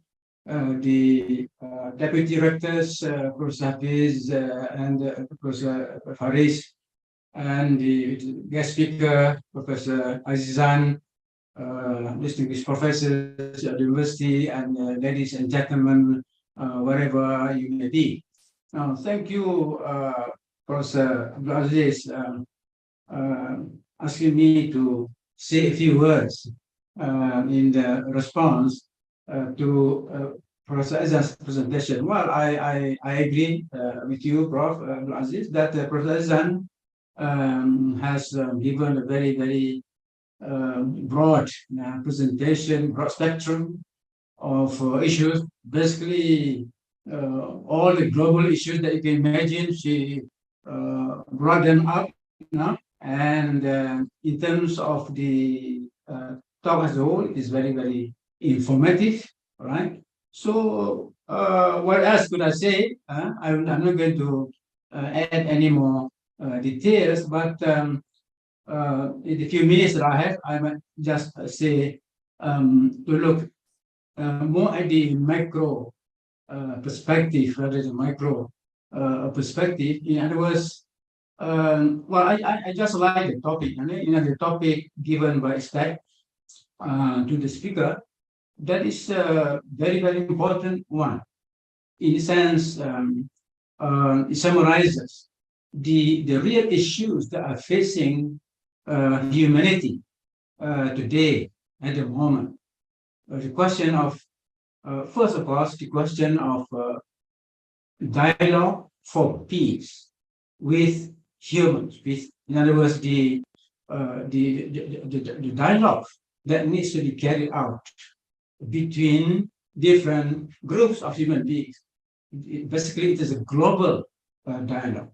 Now, based on what has happened, and certainly Professor AZIZAN alludes to that, the question of whether past dialogues have been successful or not. Well, I think there are pluses and minuses, but one thing that there's no doubt that we need to do more. In other words, to the question, do we need more dialogues or civilization or interfaith dialogue? Then the answer is yes. The answer is yes, because despite the little, what we have already done is dialogue. And actually, if you look as a whole, I don't think that there are that many. Yeah? There are occasional dialogues at the global level, but the kind of dialogue that should be sustained throughout the year, that should be sustained throughout the year, involving many different groups of people, different dialogue partners. I would say in the field of spirituality, in the field of ethics and morality, in the field of culture, not much. Of course, there are interaction, social interaction, cultural interactions at various levels in society, but these are simply not enough, especially in addressing more fundamental issues facing humanity. We don't have that. You can just count how many centers, how many institutes dedicated, or how many organizations dedicated to this kind of dialogue.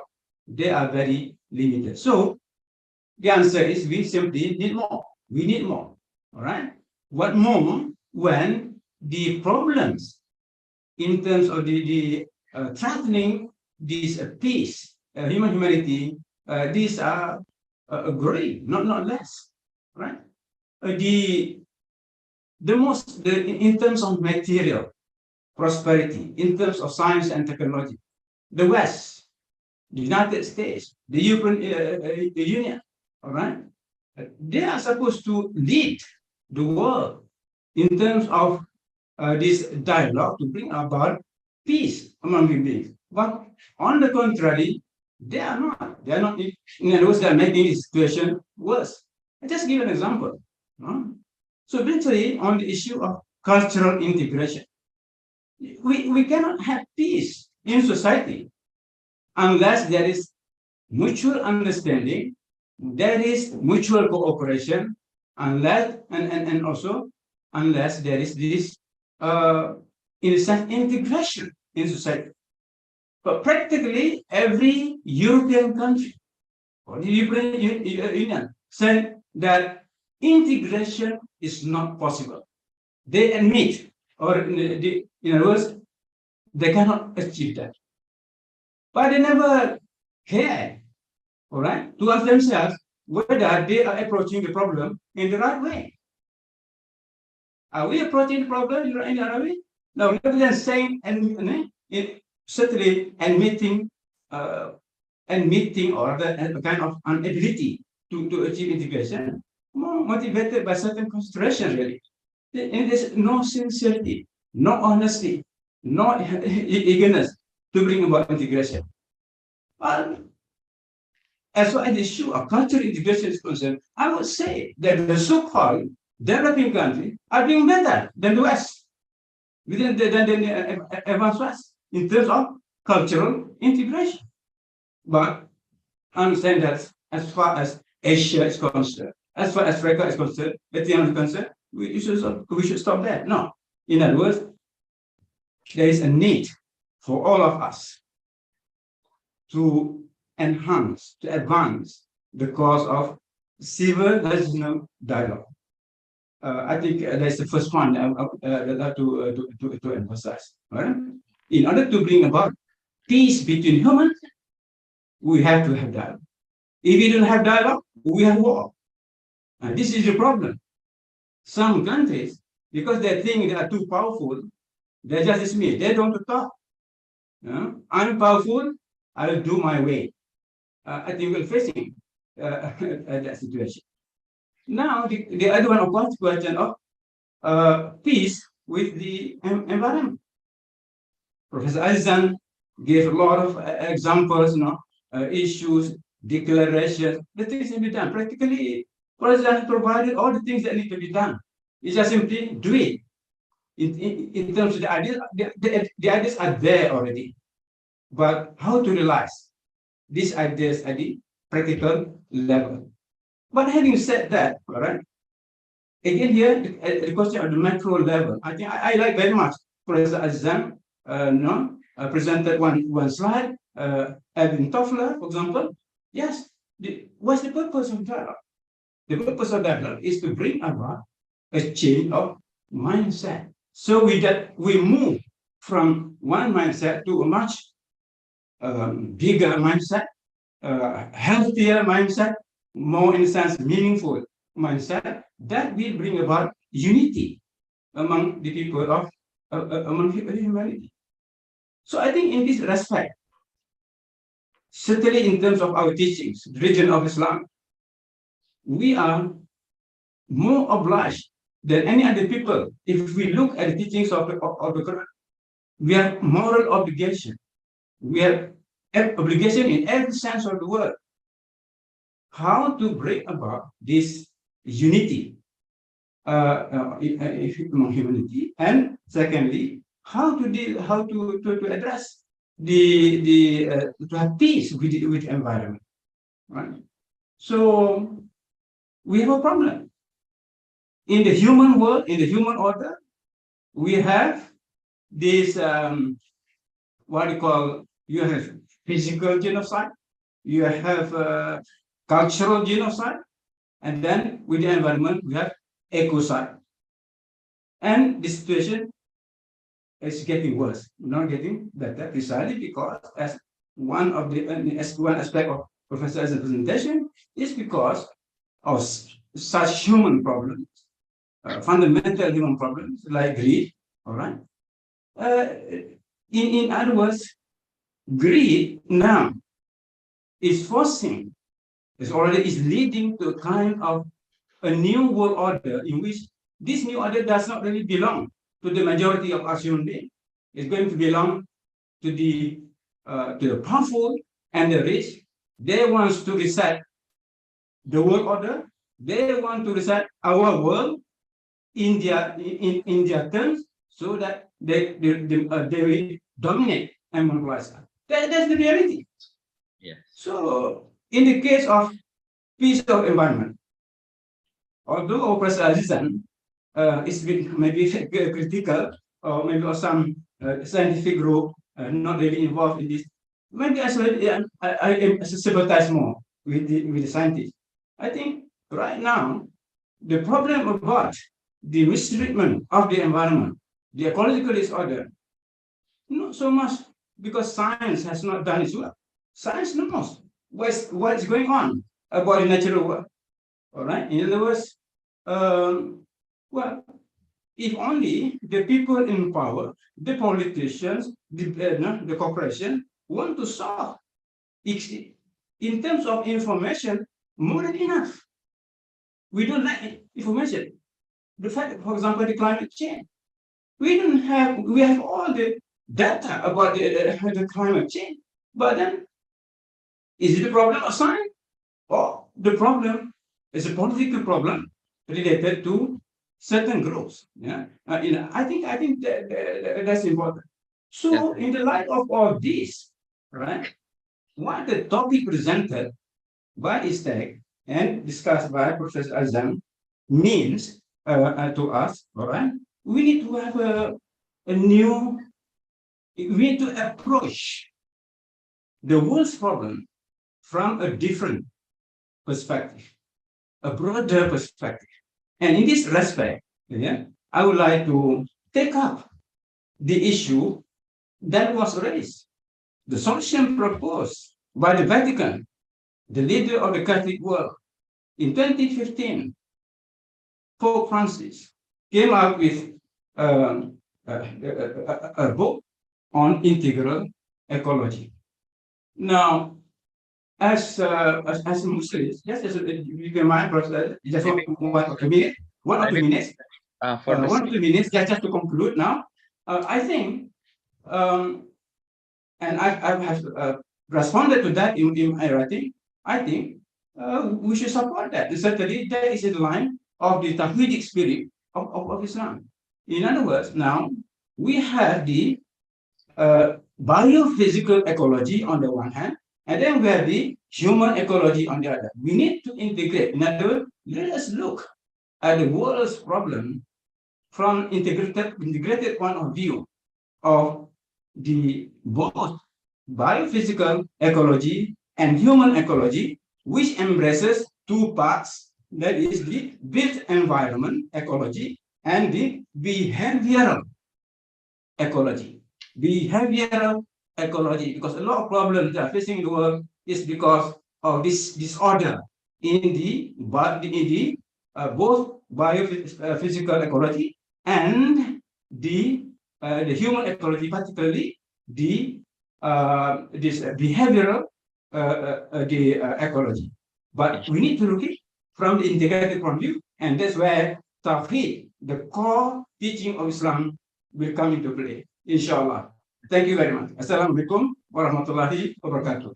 Thank you, Prof. Thank you for this very beautiful additional information on this topic. Let's, Prof. Azizan, we have several questions here in the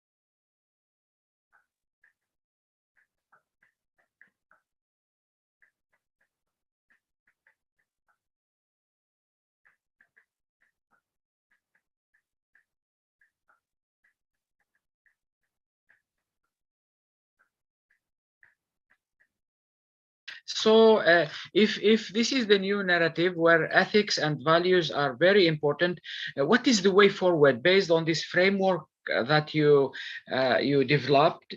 What is actually the way forward if all of us are talking about values, ethics, and integrating things? So what is the next course of action from your own perspective?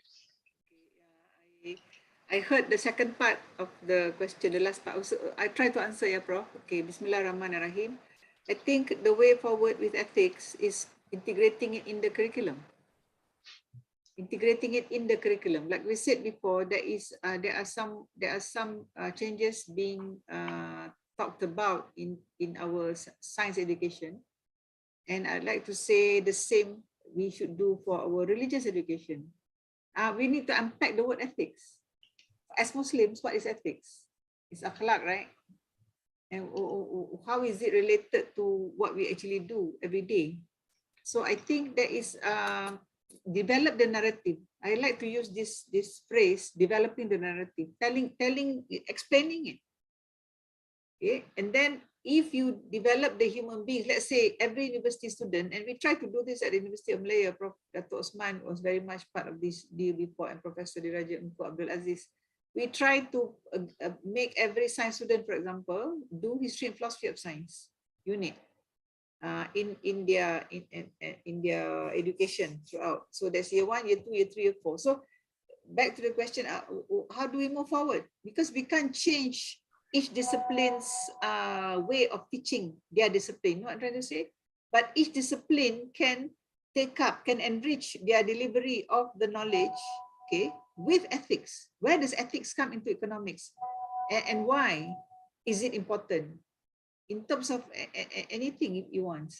So basically, ethics is not there in the curriculum, especially in the hard sciences curriculum. It may be in the medical field, because medical field is more closely oriented to the human being, I would assume. Again, I'm just talking in general terms here. But as Professor Osman Bakar says, we should, look at this issue of bioecology and human ecology. Very seriously.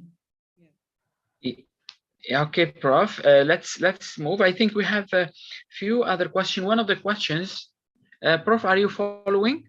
Yeah, I'm okay. Okay. The question says, thank you, Prof. Azizan, regarding your few slides on the economics domain, hence finance and related disciplines. The central challenge, besides the core worldview, is the theorization of the decision maker.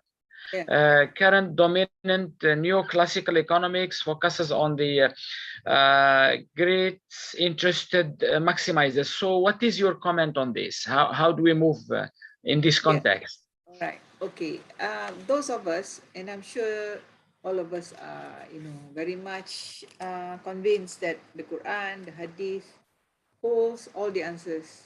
Right, but the degree to which, like Prof. Osman says, we translate these ideals into reality, especially in our own discipline's reality, maybe it varies. The degree of our capacity to make the changes. So that's why I said I'd like to draw attention to the Kuliah of Economics and Management at the IIUM, where I'm privileged to know a few people there, and through them, Professor Tariqullah, for example, who is now in one of the universities in Turkey and is doing sabbatical in Canada. So these are real life examples, and he and his colleagues are doing a tremendous amount of work on that can be taken up by banks who give loans, that can be taken up by management people in various institutions that deal with economics per se. So again, I can only speak in general terms. But is it doable? Yes, it's doable. And this started even in the 70s and 80s. If you Google Islam and economics, our scholars have been talking about it. But the momentum, okay, and the amounts of work or the actualization, that is not clear. But I read from the exchanges of that group, when they communicate with one another. Pakistan, for example, most recently has, and correct me if I'm wrong here, is trying to get rid of the interest-based economy in their system. So, and right now, bank loans are only given by banks to institutions or bodies or organizations or individuals who take care in the proposal to talk about how they're going to make sure pollution is reduced or eliminated and such like. Yeah, so again, the religious principles are embedded in the action plans. Where and when you can actually put the word wakaf or zakat, whatever you go ahead. But we know what is driving us is the expectation from the Allah Subhanahu Wa Taala through the Quran for us to be doing something. Do not create what do you call it? Kerosakan. Do not create destruction on the face of the earth. The word destruction has to be unpacked, has to be deconstructed. How can you be destroying? You're not just taking an axe and chopping off a tree. You can be destroying a system. You can be destroying all kinds of things, human dignity. And how about colleagues who are in the legal profession? They even have more things to speak about there when it comes to justice and all. In the family, in the social sciences, people talk about the family. What about family values in the Quran? The Quran is so explicit even about the times that children shall enter their parents' room, for example. Yeah, it's so detailed. Now, how about the hadith? If you ask me, I think we are in very exciting times, and there should be a lot of masters and PhD people doing their science, their social science, their economics together with their Islamic studies. They should have this harmonization of their conventional fields with what ethical inputs the Islamic body of knowledge can give inside their thesis. Okay, Yes, Prof.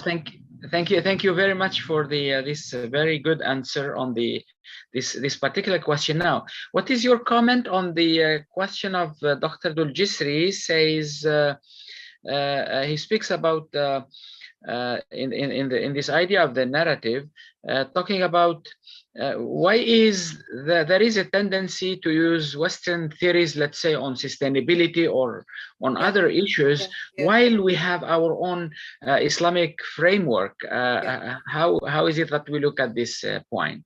Why don't we have our own framework? Because we don't have it, because we don't do it. So to begin with, I don't know whether this is a good analogy or not. Tan Sri Ali Hashim Arwah, you know, he when he first started the KFC halal in Malaysia, he went to the KFC in America. This is all documented in his book. He said KFC is already a big brand, but it's not halal. So what he did was to halalize KFC for Muslims. So they're right on. So as I say, I don't know whether the analogy is good or not. But similarly, you have handbooks on sustainability in the West. So have a look. And so enrich it with our Islamic values, with our Islamic explanations, with our Islamic terminologies. Better still if you can have both explanations on the same page, so that those who are Muslims can immediately go to the Islamic one, and those who are not yet Muslims can look at the conventional. But we are not denying, isn't knowledge of the dunya important? Like we said, just as the Kauniyah verses of the Quran is critical, and the Kauniyah verses cannot be understood properly if you don't have knowledge of geography and you know, science and physics, biology, and all of that. So no problems, Professor Zojasli. I know he's dying to do the Islamic narratives, you know, but he's expecting other colleagues to start it first. So I challenge him to start writing today. Thank you, Prof. We have another question which is really needs, I think, time to address. This question says, how do we integrate God's rights into the contemporary demand for human rights? Human rights certainly have to be constrained with human duties to each other. So in our narrative here, how do we really integrate what Allah says and what is humanity now creating of knowledge? Means that narrative which puts things together. Yeah. I think that question to begin with is based on, I'm sorry if I sound a little bit rude here, but I think that question arises because we don't understand who and what God is, who and what Allah is, and who and what human is. If we understand, truly understand the 99 names of Allah, He is the Awal, He is the Akhir, He has no beginning, He has no end, He is Zahir, He is Batin. Read the 99 names, you know, and you understand that you are nothing. You are nothing. And I'm made to understand that Adam means no thing. You are nothing. But I'm making a quantum leap here in terms of understanding. So this is why, you know, when we were in Form 5, when we were 17-year-old, we encountered the Darwin's theory of evolution, right? So we talked to each other. Did Nabi Adam look like the ape? Did he have, you know, hair all over his body? So we asked all those childish questions. But if you read the Quran, and this is where I put a lot of weights on religious education, but religion taught by people who have knowledge of the sciences, the dunya sciences, the akli sciences, as well as the nakli sciences. And we have this body of scholars. And in a recent public forum, Tan Sri Kamal Hassan, who is the chairman of the, I think, curriculum committee in charge of Islamic studies all over the country, he and the other speakers spoke about the capacity for the ulama group to have this broad-based knowledge. Again, no, most simply, I just talk about tadabbur. How do you do tadabbur, tafakkur, if you don't have the experiential knowledge?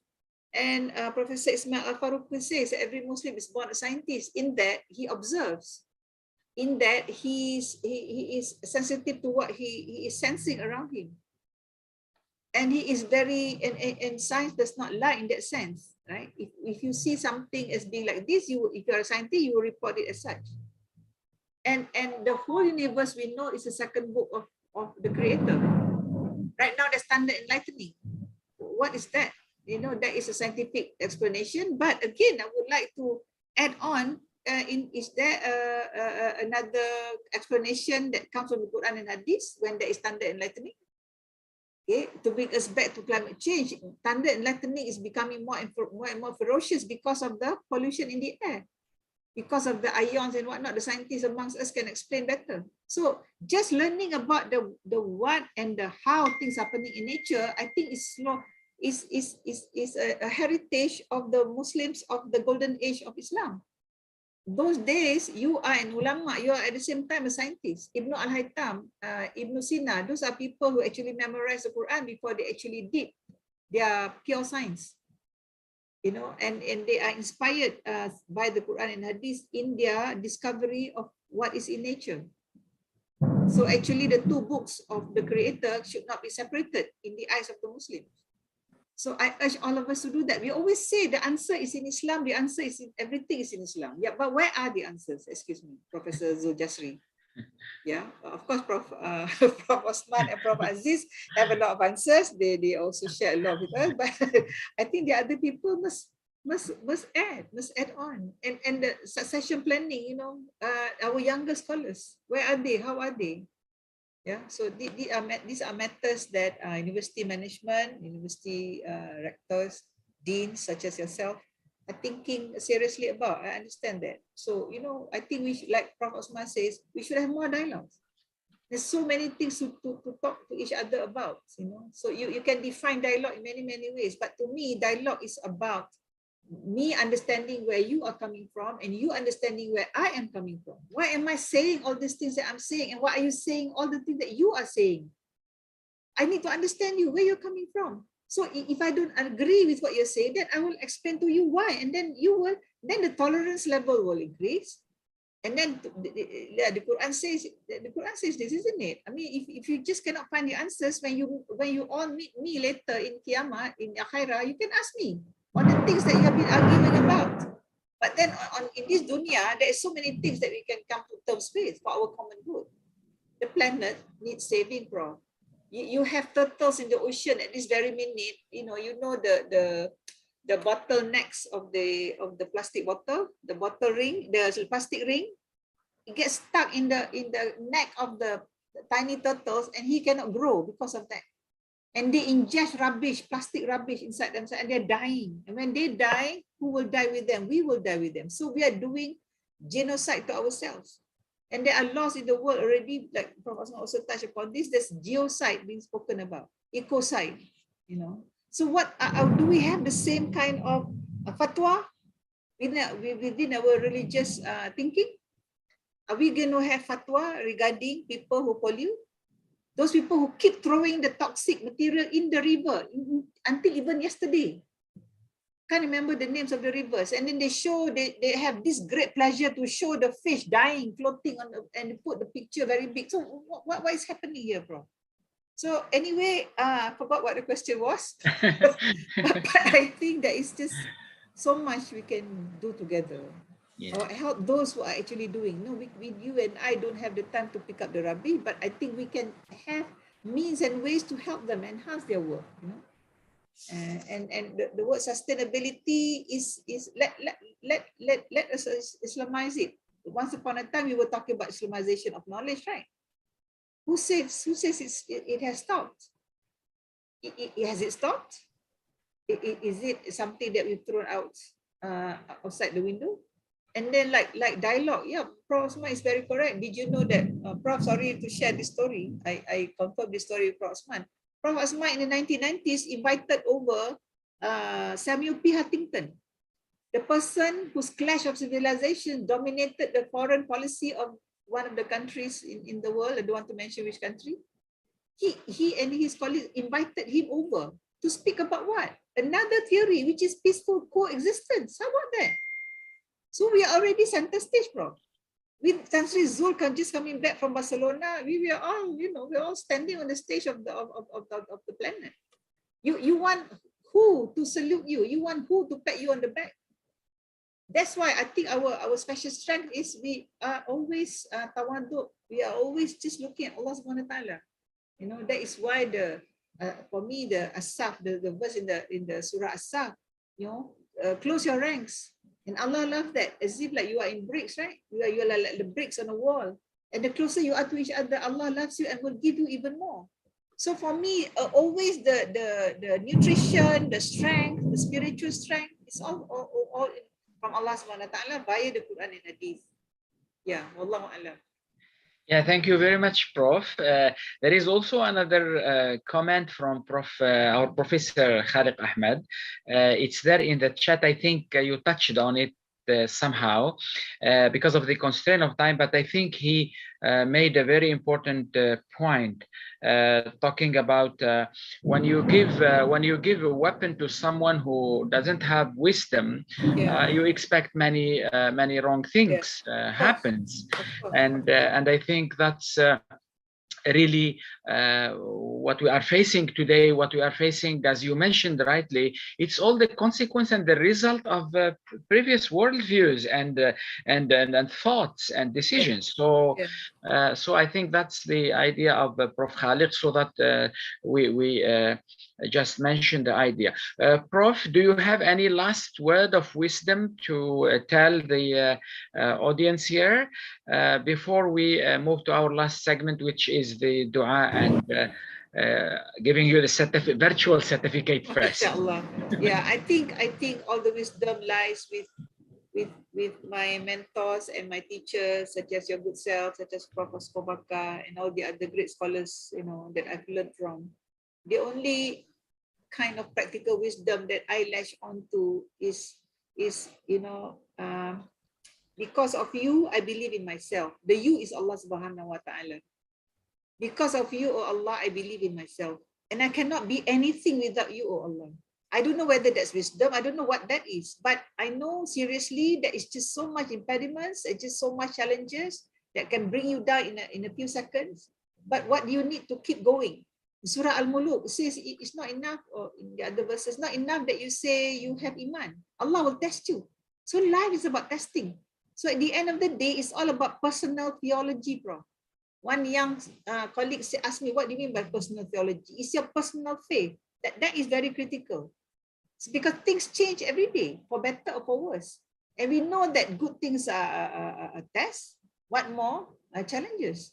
But then despite all of that, despite all climate change, when you go to the market, there's still fish being sold, isn't it? There's still sotong, there's still kerang, there's still all kinds of foods and vegetables. So meaning to say, that's why some people on the ground say, what climate change? What food shortage? So there's always that dilemma. But at the end of the day, I think knowledge is critical, because people who don't have the knowledge, they don't have the realization.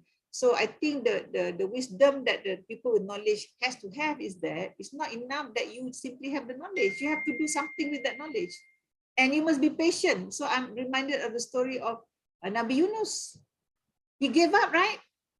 I don't care about you anymore. He gave up. And what happened to him? Allah has been displeased with him. So and so on. So again, what I'm trying to display here is that we want wisdom. Wisdom is different for everybody, I think. But at the end, so I quoted Al-Zalzala. Everything that you do, no matter how small, it matters. And Allah records that in Al-Zalzala, Surah 99, you know. So I'll stick to that. And, you know, Prof, each one of us, if we put all our challenges on the table here and now, it's a long list, right? I'm sure Prof Hafiz, Prof Ahmad Paris, everybody, right? But what do we do despite all that? How do we keep smiling? So thank you so much, Prof. We learned a lot from your presence and your demeanor today. And I thank everybody. Yeah, thank you. Thank you very much, Prof. Azizan, for this wonderful lecture. I think it's really has opened the horizon for us to think about this question of a new narrative, a framework which integrates many things and which will help us understand the other and understand ourselves and understand what is the next course of action. And that's very important, actually. And you have mentioned and referred to many important areas. I think our postgraduate students, our scholars, need really to relook into all this, and from there we move forward, because the narrative that you have mentioned to us today is talking about what you put in your inside your paper presentation when you say we have to move to the interconnected worldview, not the disconnected worldview. And that interconnected worldview in the narrative, in our own narrative as Muslims, and especially in this university here, is where spirituality and values have to play a greater role in the world scene. I think you referred to our rector, Prof. Zul, recently in his dialogue in Barcelona, in this imaging the futures of higher education. I myself received yesterday or the day before like a video of 7 minutes summarizing his ideas on that stage of the world stage of the UNESCO, and he was trying to argue for SDG 18, which is spirituality and values for sustainable development. And I think it was very convincing. And it's very important to understand that without that integrated narrative, that integrated understanding of spirituality as a dynamic factor in civilization, not only in individual salvation, and how we integrate it in education or in leadership or in culture or in all other aspects, I think that's our next course of action. So we learned from your framework here and from your presentation that the challenge is very hard ahead, and we have to really put our efforts together where science plays a role, economy plays a role, politics plays a role, religion plays a role, and everybody plays a role. And there, when we can understand the real meaning of dialogue or civilizational dialogue, as you put it, Prof. May Allah bless you for all this great effort. And I think because of the constraint of time, we will inshallah end shortly our lecture today. But before that, our secretariat would like just to show the certificate of appreciation to Prof. It's virtual. Later on, we will send it to you, inshallah, in hand. So this is just an appreciation to the effort done by our professor. We appreciate your work and the presentation, and we hope, inshallah, this will be converted to a paper to be published, inshallah, under ISTAC. This is great.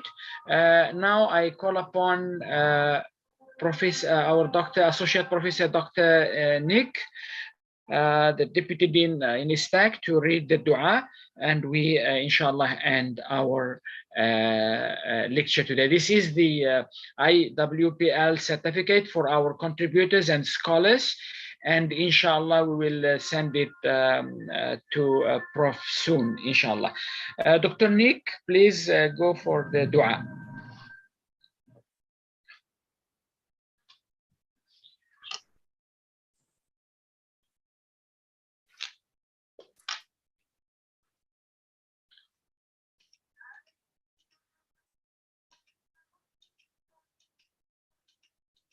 Dr. Nick, are you with us here?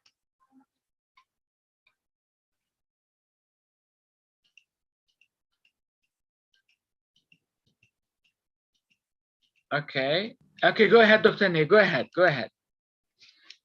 We cannot hear you. Maybe unmute. I think you have. We cannot hear. The voice. There is, okay. Okay. Okay. So, Bismillahirrahmanirrahim. Now can hear? Yes. Yes, we can hear you. Okay, thank you. Okay, respected professors, brothers and sisters, let us pray to Allah to make our event more blessed and more peaceful, inshallah. A'udzubillahi minasyaitonir rajim. Bismillahirrahmanirrahim. Alhamdulillahi rabbil alamin wassalatu wassalamu ala asyrafil anbiya wal mursalin wa ala alihi wa sahbihi ajma'in. Allahumma la ilma lana illa ma 'allamtana innaka antal alimul hakim. Allahumma ij'al jam'ana hadha jam'an marhuma wa tafarruqana min ba'dihi tafarruqan ma'suma wa la taj'al fina shaqiyyan wa la mahruma wa adkhilna bi rahmatika fi ibadika as-salihin. Allahumma anfa'na bima 'allamtana wa 'allimna ma yanfa'una wa zidna ilma. Oh Allah, make useful for us what you taught us and teach us knowledge that will be useful to us. Oh Allah, increase us in knowledge. Allahumma inna nas'aluka khairal mas'alah wa khairal du'a wa khairal najah wa khairal amal wa khairal thawab wa khairal hayah wa khairal mamat. Allahumma thabbitna wa thaqqil mawazinana wa haqqiq imanana wa rafa' darajatina wa nas'aluka ad-darajatil 'ula minal jannati ya rabbal alamin. Oh Allah, we beg you to make our skill heavy with rewards, make us patient in our actions, passionate in our works, dedicated in our jobs, knowledgeable in our fields, make us humble in our behavior, strong in our faith, compassionate to our subjects, and tolerant to our differences. Merciful Allah, we have planned our days with many actions to benefit Islam, the Ummah, and this university. We beg you to keep showing us the path to a fruitful discussions and guide us in removing our shortcomings. We beg you, O Allah, for your mercy and forgiveness. Allahumma arina al-haqqa haqqan warzuqna ittiba'ah wa arina al-batila batilan warzuqna ijtinabah. Allahumma ja'alna mimman yastami'una al-qawla fayattabi'una ahsanah. O Allah, make us from those among who listen to the saying and follow the best. Allahumma ahsin aqibatana fil umuri kulliha wa ajirna min khizyi dunya wa adzabil akhirah. Rabbana atina fid dunya hasanah wa fil akhirati hasanatan wa qina adzaban nar. Sallallahu ala sayyidina Muhammad walhamdulillahi rabbil alamin. Thank you. Thank you very much, Dr. Nick. Alhamdulillah. Thank you, Prof. Dato Azizan, our deputy rectors, our management, our scholars, our students from Malaysia and from overseas. Thank you for your participation and presence. Those who are in the Zoom here and in the YouTube, may God bless you for your great support, your great participation. I pray that all this be rewarded by Allah subhanahu wa ta'ala. Wassalamu alaikum wa rahmatullah.